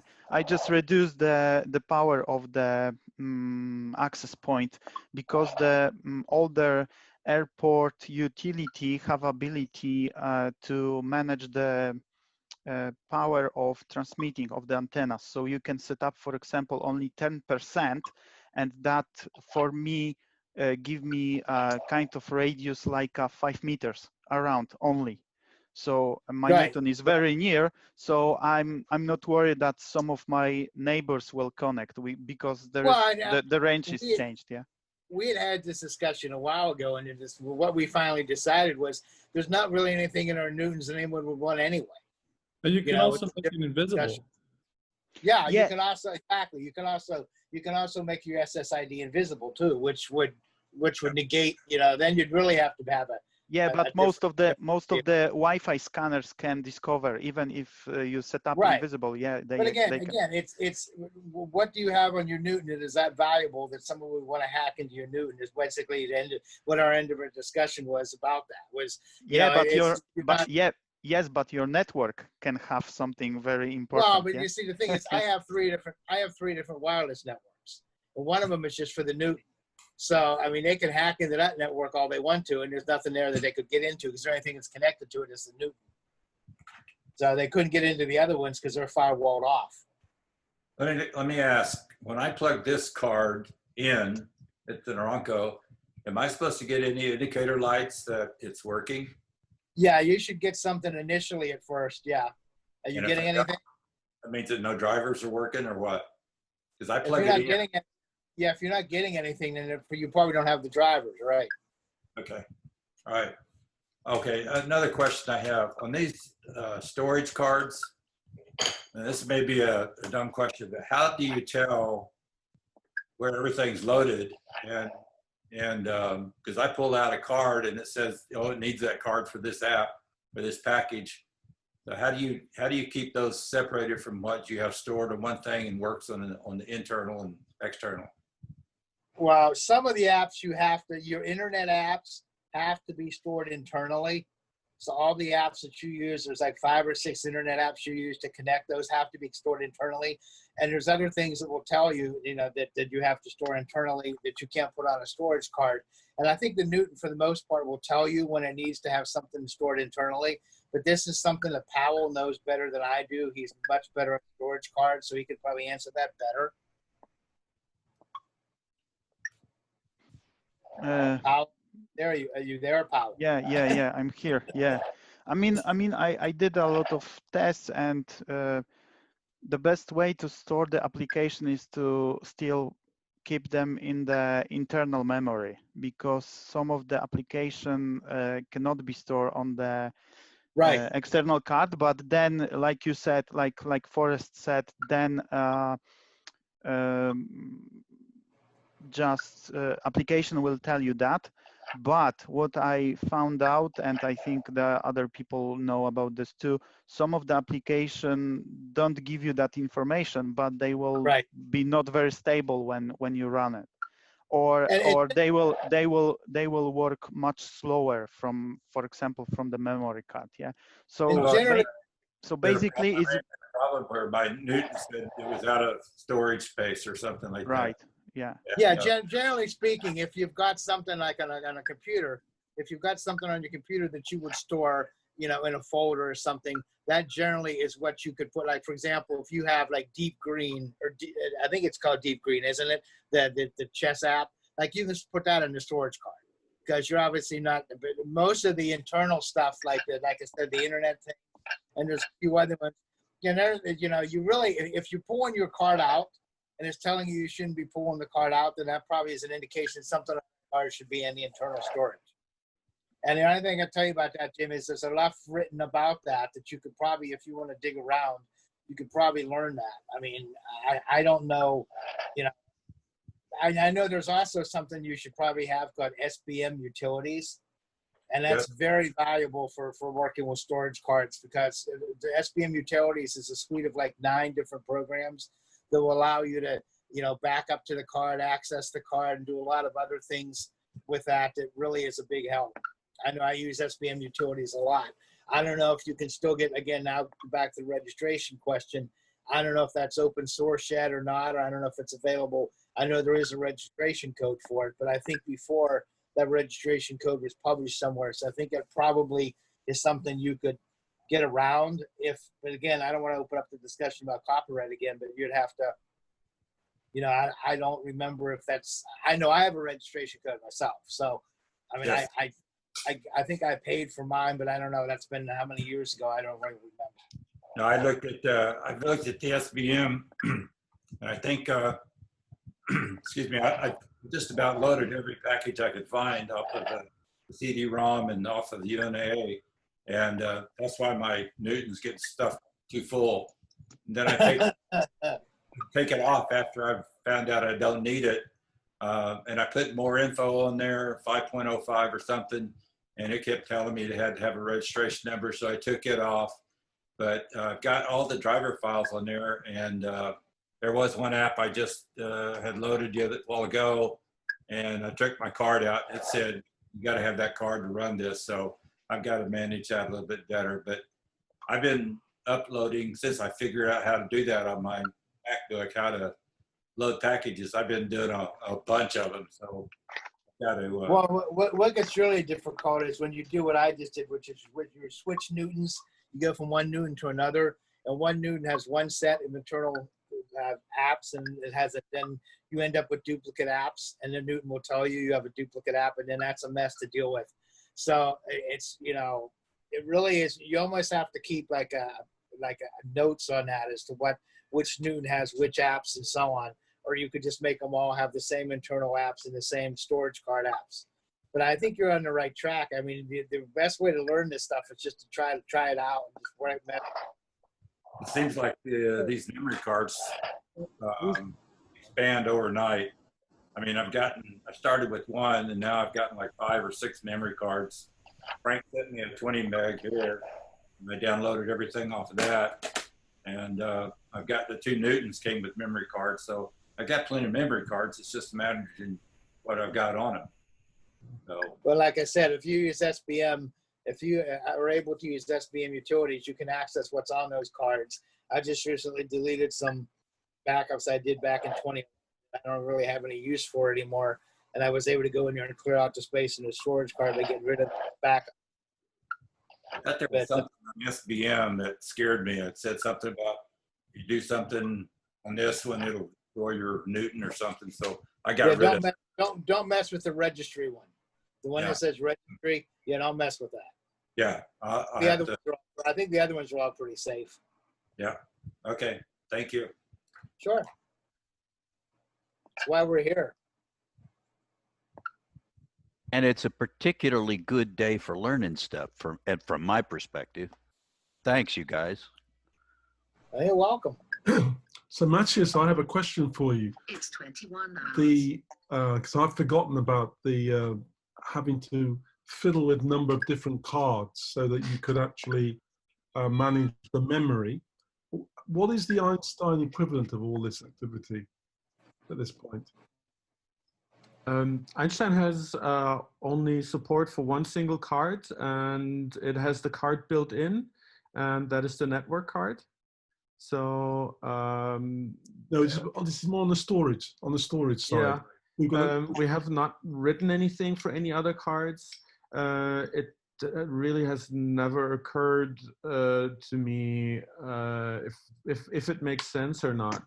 The thing with the PCMCIA cards is that if we could easily read them, like SD cards or so, then it would be nice to be able to mount images or something like that. But since the PC cards can't be read, it doesn't really help us. Okay, but my question relates more to the maximum amount of memory that we're dealing with on Einstein. Is that the same restriction as the message path in totality? Well, 4 megabytes always works, and I think 8 megabytes works with all ROMs, and I think that's what the maximum is for built-in Flash, so yeah, we could probably have more. I think it should be relatively easy to look into that. We have all the interfaces there for PC cards. We just have never implemented a specific one. If I wrote an application which had a lot of, it was a package with lots of data that sat in memory, then I'd have to make sure that the data plus the package took up less than 6 meg or something like that. True. That would be the design constraint, effectively. Yeah. Well, if that need comes up, we can absolutely look into that. Now that we can easily write apps for Newton, I can see if we write something that reads out an existing flash card and makes it into a file that can be mounted. That should absolutely be possible. Okay. I did spend for the emulating the Ethernet card quite some while into understanding how the whole PCMCIA interface works, and it's nice. It's very obvious and simple, and a smart system. The cards have like a description. The card explains to the system itself what it is and what it can do, and then the rest is just mapped into memory. So that's all that needs to be emulated. Okay, thank you. Sure.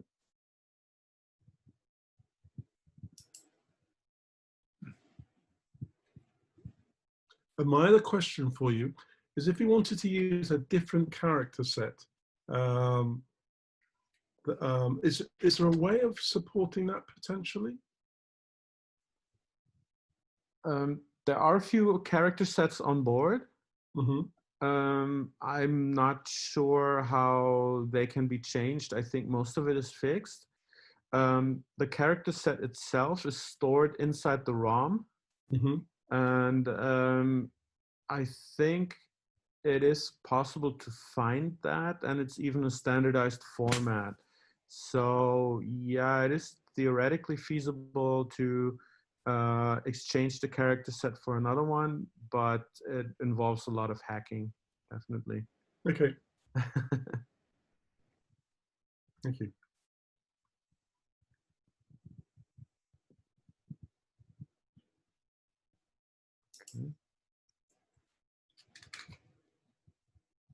I hate to go back to this, but this Aranco card, what drivers actually goes with this thing? Does anybody know? Is it a Waveland or something like that, or what?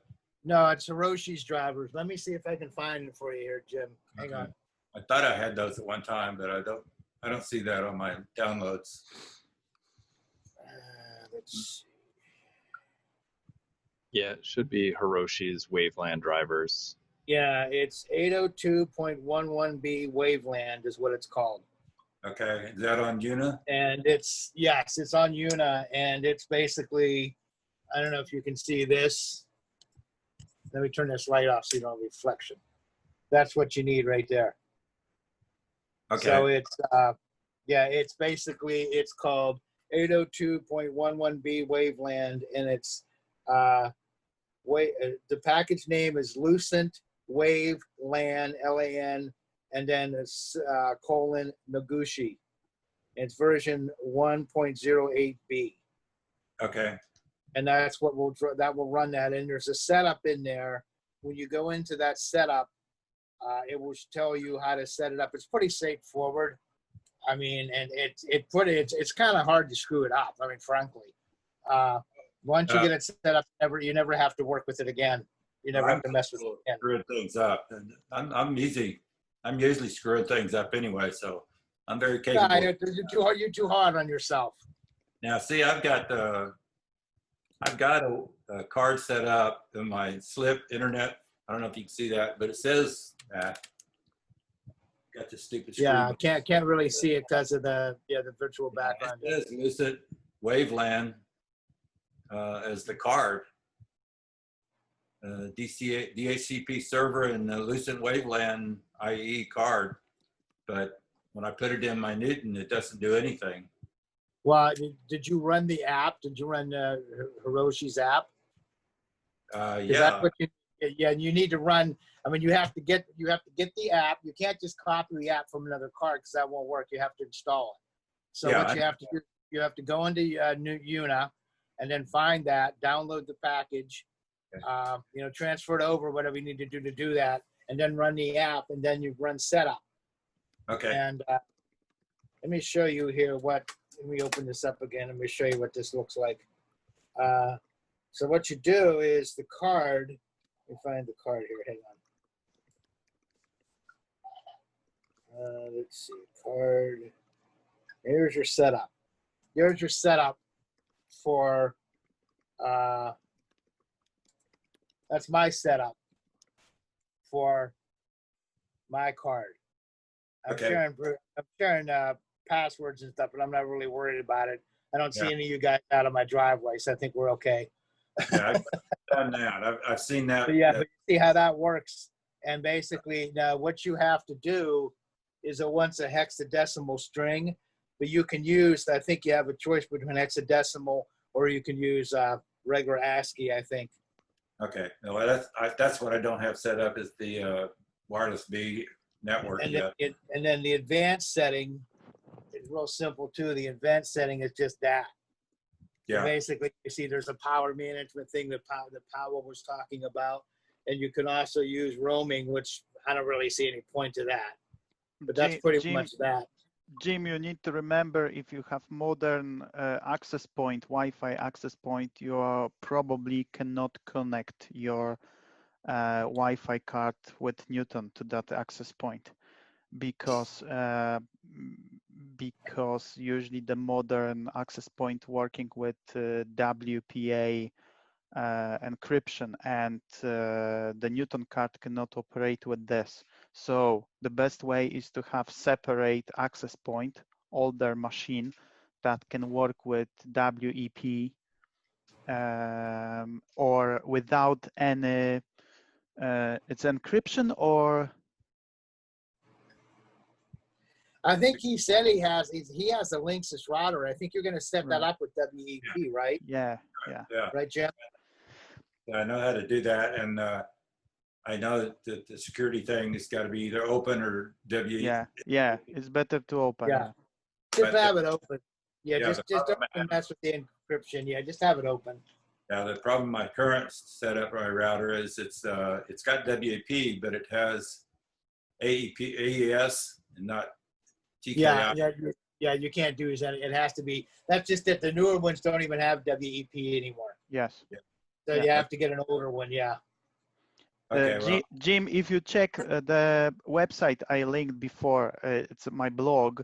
So there on that website, you have step by step everything what you need to run the Wi-Fi card, and a few separate information about how to you know, set up your Wi-Fi access point to work with Newton, and you have a kind of screenshots with from the Einstein, but they will be the same like on your Newton. So if you do that step by step from that website, you will be able to, you know, connect by Wi-Fi. So you shouldn't have any problem with this.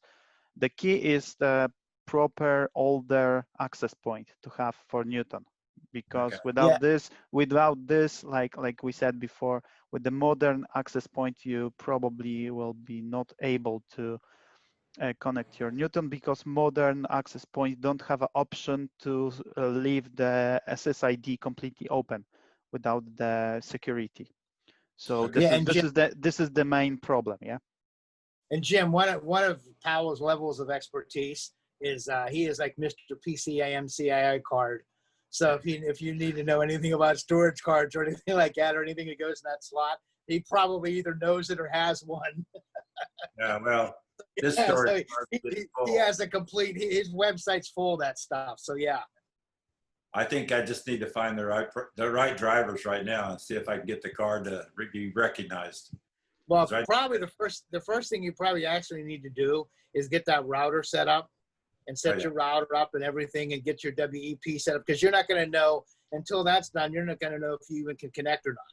So I would get that set up first, and then that way when you get the thing going, you'll be able to connect. Because if you don't have the router set up, you're not going to know if you're not going to know if it's working or not, because you can't connect. Forrest, this is my knowledge. There you go. See what I'm talking about? Yeah. Yeah. If somebody put a PCMCIA card, he probably either has it or knows about it. Yeah, that was really good to read that books, because I learned a lot. So now I can, if you show me your memory card, I can tell you just like that if that will work with Newton or not. Yeah. I test a lot of them, yeah. So yeah, this is really good knowledge, yeah. So which is really good, because we need somebody that can do that, because a lot of this memory, I mean, a lot of this stuff's been lost over the last 20 years. So, you know, I mean, I know Frank knows a lot about it. Frank will tell you not to use cards that are in routers, because they read and write so many times that they wear out. So, but he'll tell you to avoid those. But, you know, I mean, aside from that, I mean, Powell, it's good that he knows all that stuff, because really most of his technology has been way forgotten down the road, along the side of the road, like 20 years ago. So, yeah. Nobody uses PCIe cards anymore. I mean, you can still use them, but the technology's gone way past that. Yeah, well, I've got two iPACs, the XX4700s. They use PMCI cards and CF cards and everything. And unfortunately, everything I touch seems to not work anymore. But both of those quit working right after I got them. Yeah. No, it's all technology. I mean, this stuff's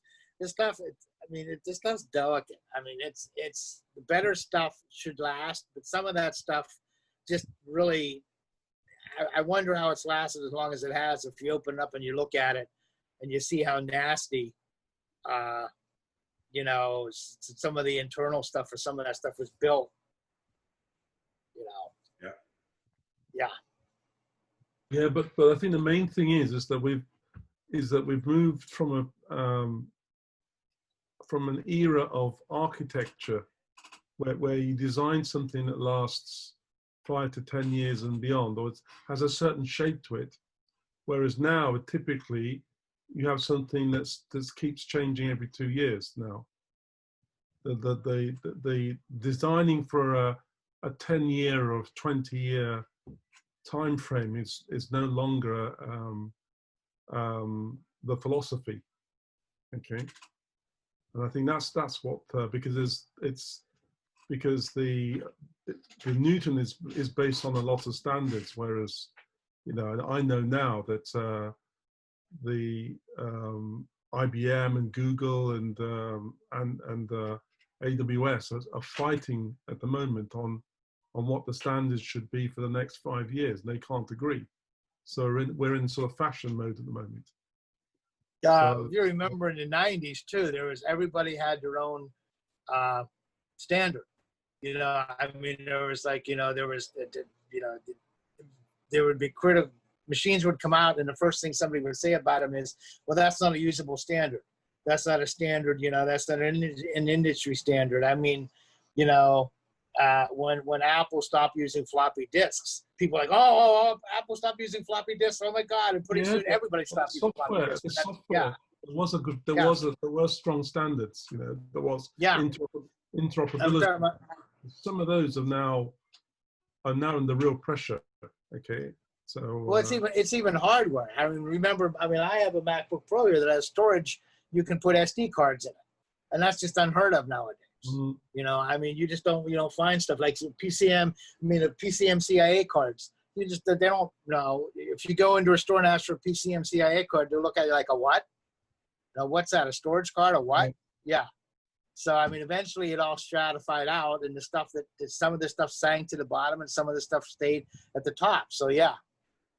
That's part of the problem when you have old devices, is trying to figure out what's still viable and what isn't. I mean, I have an old, HP Jornada that is a great device, but you can't do anything with it. Mm-hmm. I mean, it's just not, you can't send email, you can't, you know, it's just, I mean, it was so specialized for its time that it didn't transfer, the stuff that it didn't transfer to modern day life. So it basically sits in the closet now. Come on, Forrest. Teenagers don't know even how to use the, Walkmans with the audio tapes. Yeah. So this is crazy.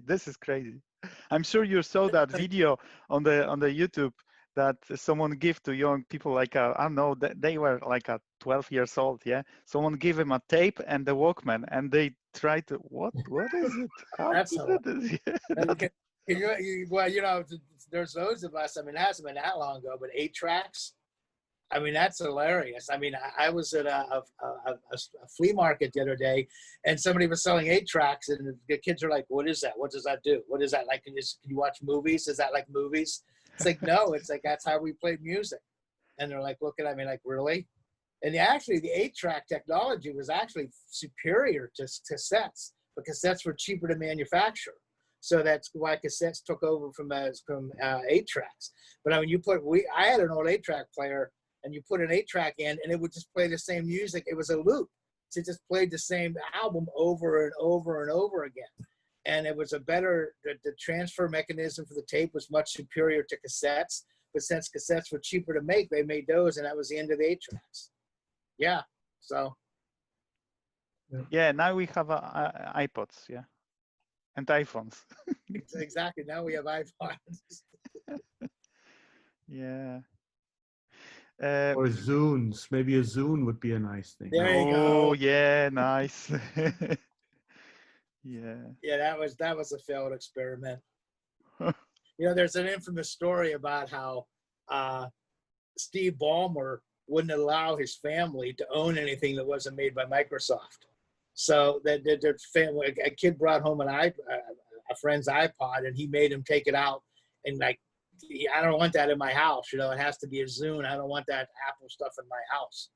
So yeah, that's kind of interesting. But yeah, it's interesting, the technology. You know, Microsoft, as huge as they are, just could not get the iPad or the iPod clone stuff. They just could not get that right. I don't know how hard it can be to get that right, but they just couldn't do it. There's a lot of thing in Microsoft history that they invent something really good, but the way how they didn't manage to implement it was horrible. Was horrible. So yeah. I mean, they had Toshiba. They had tablets in the 90s. Toshiba had tablets. Yeah. You know, and they didn't do anything. They couldn't. You know, they didn't sell. And when the iPad came out, people, tablets don't sell. Well, that's because you didn't implement them right. Yeah. Exactly. Yeah, but I do like Microsoft because they still run programs that were built in the 80s, and so I understand they miss certain ideas, okay, but they still have a habit of making sure that whatever you ran on the previous operating system, you'll be able to run on the existing operating system, okay, and that's their strength to some extent. IBM refused to replace EBCDIC with ASCII, and so you have this ridiculous situation that there's huge amount of programs run on the mainframe, but can't run outside of the mainframe because of the EBCDIC and ASCII, and that's because IBM always saw the world as being moving to the mainframe over the next 50, 60 years. And I did not know that, Ronnie. That's interesting. I did not know that. So for example, if on the mainframe you have this ability to hold a number as a pack decimal, okay, but the pack decimal does not exist in ASCII format. So all the numbers, if you imagine all the data that sits on the mainframe in numeric form, has to be converted manually, okay, to run on a non-mainframe, and that's a nightmare. Interesting. And it's just stupid because that when ASCII was there before EBCDIC, and all the IBM had to do was just to say we'll use ASCII, and then they would have had a future for the next 100 years without having to do any migration. So they try to invent the wheel again. OS2. They're gone. I mean, the world is now. Yeah. Google, OS2, exactly. Amazon, IBM is trying to relaunch itself, but it made the mistake, and now it's still. It takes a long time for a battleship to turn round. Okay, but it's clear it's having difficulty turning round. Okay. Yeah. So, that's a good analogy, Ronnie. I like that. Turning a battleship to turn around. Yeah, that's a good analogy. But you could imagine somebody said, well, why don't we just use ASCII? Oh, no, we have to use EBCDIC because that belongs to us, and that's our protection. That's our moat around the castle. But it's not a moat. It becomes a prison. It's a self-imposed moat. Exactly. Right, yeah. Yeah, and I see the same mistake being made, even today. Is Apple, for example, with the lightning cable, for example, rather than to use continue to use USB, for example. They keep coming up because every time you choose a new Apple device, you have to go out and buy a whole bunch of cables. And it's great for profit, but does it make sense? No. So so to me, that's why Einstein is really interesting to me, because it bridges back from the past into the future. Okay. So yeah. Well, gentlemen, I'm gotta go, and it's wonderful. Yeah, so thank you. Already, yeah. It's good time. Yeah, 9:30 is good. Yeah. Yeah, well, that's great. It's it's almost like the best discussions we seem to have are the ones that don't have a topic, right, Ronnie? We'll just bring our we just add the right thing. Yeah. Well, exactly. Actually, because I know the invitation was for people who were lurking, but how many lurkers have we managed to? Well, you came in late. We only actually found one guy. But that was the only one that we found that was, I guess, the Powell called on among the lurkers that were there. So yeah, so it was supposed to be about that, but it didn't turn out like that. So yeah, oh well. Yeah, next time we'll. I'm gonna point on another person. Yeah, I need to force them. Yeah. I need to force them to start talking. Yeah, you need to start to talk, man. Yeah, demo because your Newton, right? Yeah, on the previous on the previous one, I saw there was a lady and she never said anything. So yeah, that's a little shame because yeah, but I think it's good to activate a little people because we talk too much. Yeah, I'm happy when Matthias talking, but Yes. yeah. Yeah, I can sit all day and listen to Matthias talking. Well, Yeah, exactly. I think today, I agree with you on that. yeah, today we covered a lot of the Newton. Okay, there's obviously the message pad. How does this work? And all. I mean, that is quite important. And obviously, Matthias covered the Einstein bit. Okay, so to me, yeah, there's still there are topics. I mean, I would like to probably the next time I'd like to see just a demonstration of Einstein on the on an Android device. Okay, just to see what it looks and feels like. Yeah. Wrong group, Ronnie. Sorry. No, I could put it. Einstein. I could put it on an Android device. Okay, all right, okay. Most of my Android devices are like 4 or 5 years old, so I don't know how well it would run. I tried it on my Android devices, and I wasn't happy. So, Ken, yeah, good picture there. Yep. What are you working? Which one is that? Is that a what's the device? Looks like an Android. You're silenced, Ken. Yeah, but which one? Which one is it? It's a Pixel 3. There you go. Oh, okay. There you go. Really good and screen. It runs really well. And you use your finger effectively, do you? Yeah. Okay. So let me bring up a note here. Nice. Right. Oh, it lagged a bit there. Okay, because I know Matthias has, yes, and you use a yeah, voila. Okay. Hello. Nice. Okay. Matthias, what kind of device do you have? That's a Samsung Note 10. Maybe I'm gonna buy. Is it expensive or not? Yes. Oh. Did you have? Did you Yeah, have but Android devices, you can find Android devices that are only a year or two old pretty cheaply on eBay. Yeah, but I wanna one with the pen working. Yeah. Yeah, I don't like to do that. I don't like. No, most of the Samsung ones have a stylus.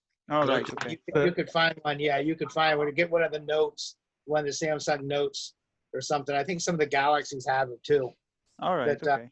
And Yes, getting back to what Ronnie was saying, I don't know if Jim is still with us, but how much you suppose Jim learned in the hour and a half that he was part of our conversation, 2 hours? I mean, how many emails have we had to send back and forth on Newton Talk that we covered today that moved him probably exponentially ahead? Yeah, I didn't learn anything. Yeah. You didn't learn anything? Okay. Well, I'll be quiet. Jim, I'm gonna prepare a special video on my channel for you with the setup, the complete setup for Wi-Fi. I'm gonna do some like a ABC Wi-Fi ABC for Newton, something like this.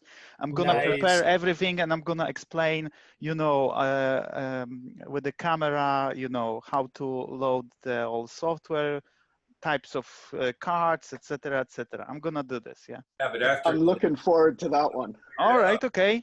So I'm gonna record something like this. Yeah. And what's interesting, I've been sitting here trying to set up Wi-Fi on this thing for the longest time. I'm trying to connect to my Mac that's sharing its Ethernet connection over Wi-Fi. No, will not work. And it's not working. No, it will not work. Will not work. Yeah. Well, the thing that I find interesting is it seems to connect to it. It's just it can't resolve any names. Yes. Right? So DNS isn't working at all. Yes, there is a problem. There is a problem with kind of modern devices. They probably have kind of I'm just guessing, maybe a type of protocol of the protocol of the communication maybe is extends somehow that the Newton driver cannot work with this. It's the same like most of the Wi-Fi cards cannot work with Newton driver only because they have a kind of ID name, kind of name of the card internal is too long, and then the driver cannot get that because there's a kind of restriction with the amount of signs in that ID. Yeah, so I think it's 32 Powell. Yeah, I think there's 32, something like this. that. Yeah. So probably there is a lot of problems with this. Yeah. The only way, because I tried also with the Bluetooth, with the Wi-Fi, how to connect with the computer, Newton. Yeah. So you cannot connect by the Wi-Fi card with the computer because the only thing really, problematic. Yeah, you really need to have a dedicated, like Powell said, you need to have a dedicated server. Yeah, dedicated. Separate access point. Yes. Separate router.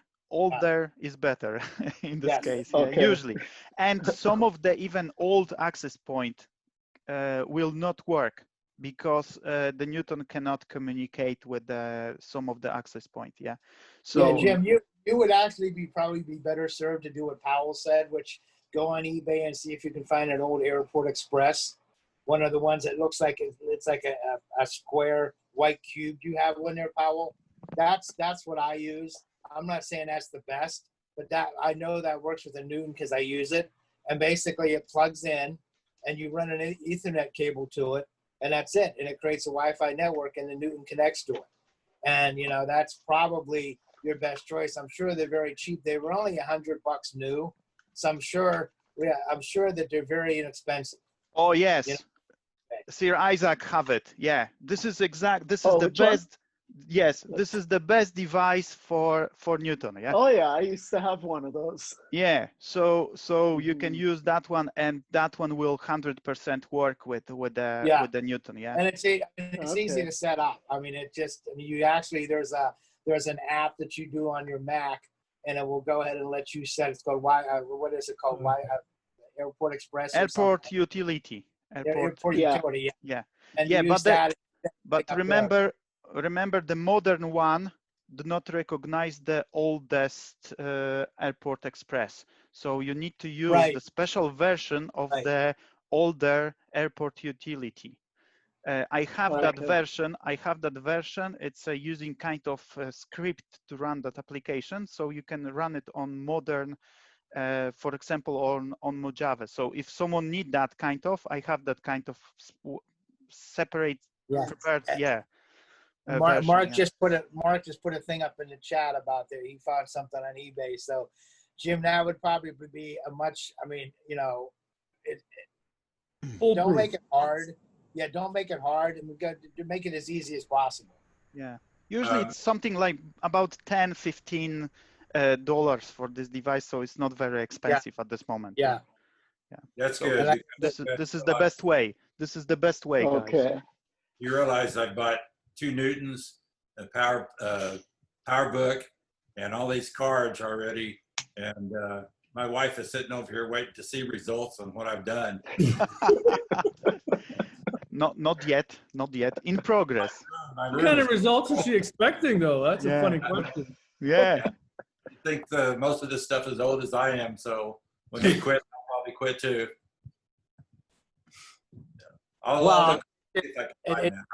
I've sold the airport streams and stuff. I've sold all that stuff before. So it's not how much you buy, it's what you buy.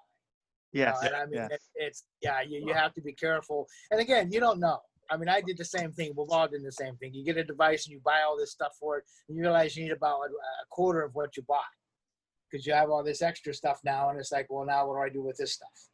Yeah, what hurts me is I buy it and then it dies, and I can't fix it because I'm not an electrician or anything. Opening these things up is like, for me, opening a bomb. Something's going to go wrong as soon as I do it. So. Well, then don't do it. One of us, Frank, somebody can certainly help. It's sitting here. It's not working. I don't know what to do with it now. So I've been talking. Talk to Frank about that. I think Powell is getting ready to go. So I guess we're gonna just meet again in 2 weeks. So we all agree to do that. Yep, that makes sense. That sounds good. Sounds good to me. Okay. All right. Yeah, I'll have a play. You guys take care. Be safe. As well. All right, guys. Bye-bye. Okay, have a good weekend. Matthias, bring the beer. Bye-bye. Matthias, just one last question. Sure. The oldest what's the oldest Samsung with a pen that you would advocate for running Einstein? Shoot. The Samsung pens are nice because they're active and they work very well with the screen. Is it the 7 or the 8? And Note 7? I think the 7 will definitely work. Okay. Thank you. That's it. Pretty sure. Take care, everybody. Thank Jim, you. if you have it, Have a good Jim, weekend. if you have, Yep. Bye-bye. Jim, if you have any questions, go ahead and contact us at the Newton Talk. Oh, I got lots of questions. All right. Well, get them all organized and put them up. No, they're not organized, that's for sure. I'll do Okay. that. I can do that. Thank you. Yeah. Bye-bye. All right. Have a great Take care, weekend, everyone. everybody. Bye-bye. Bye. Yeah.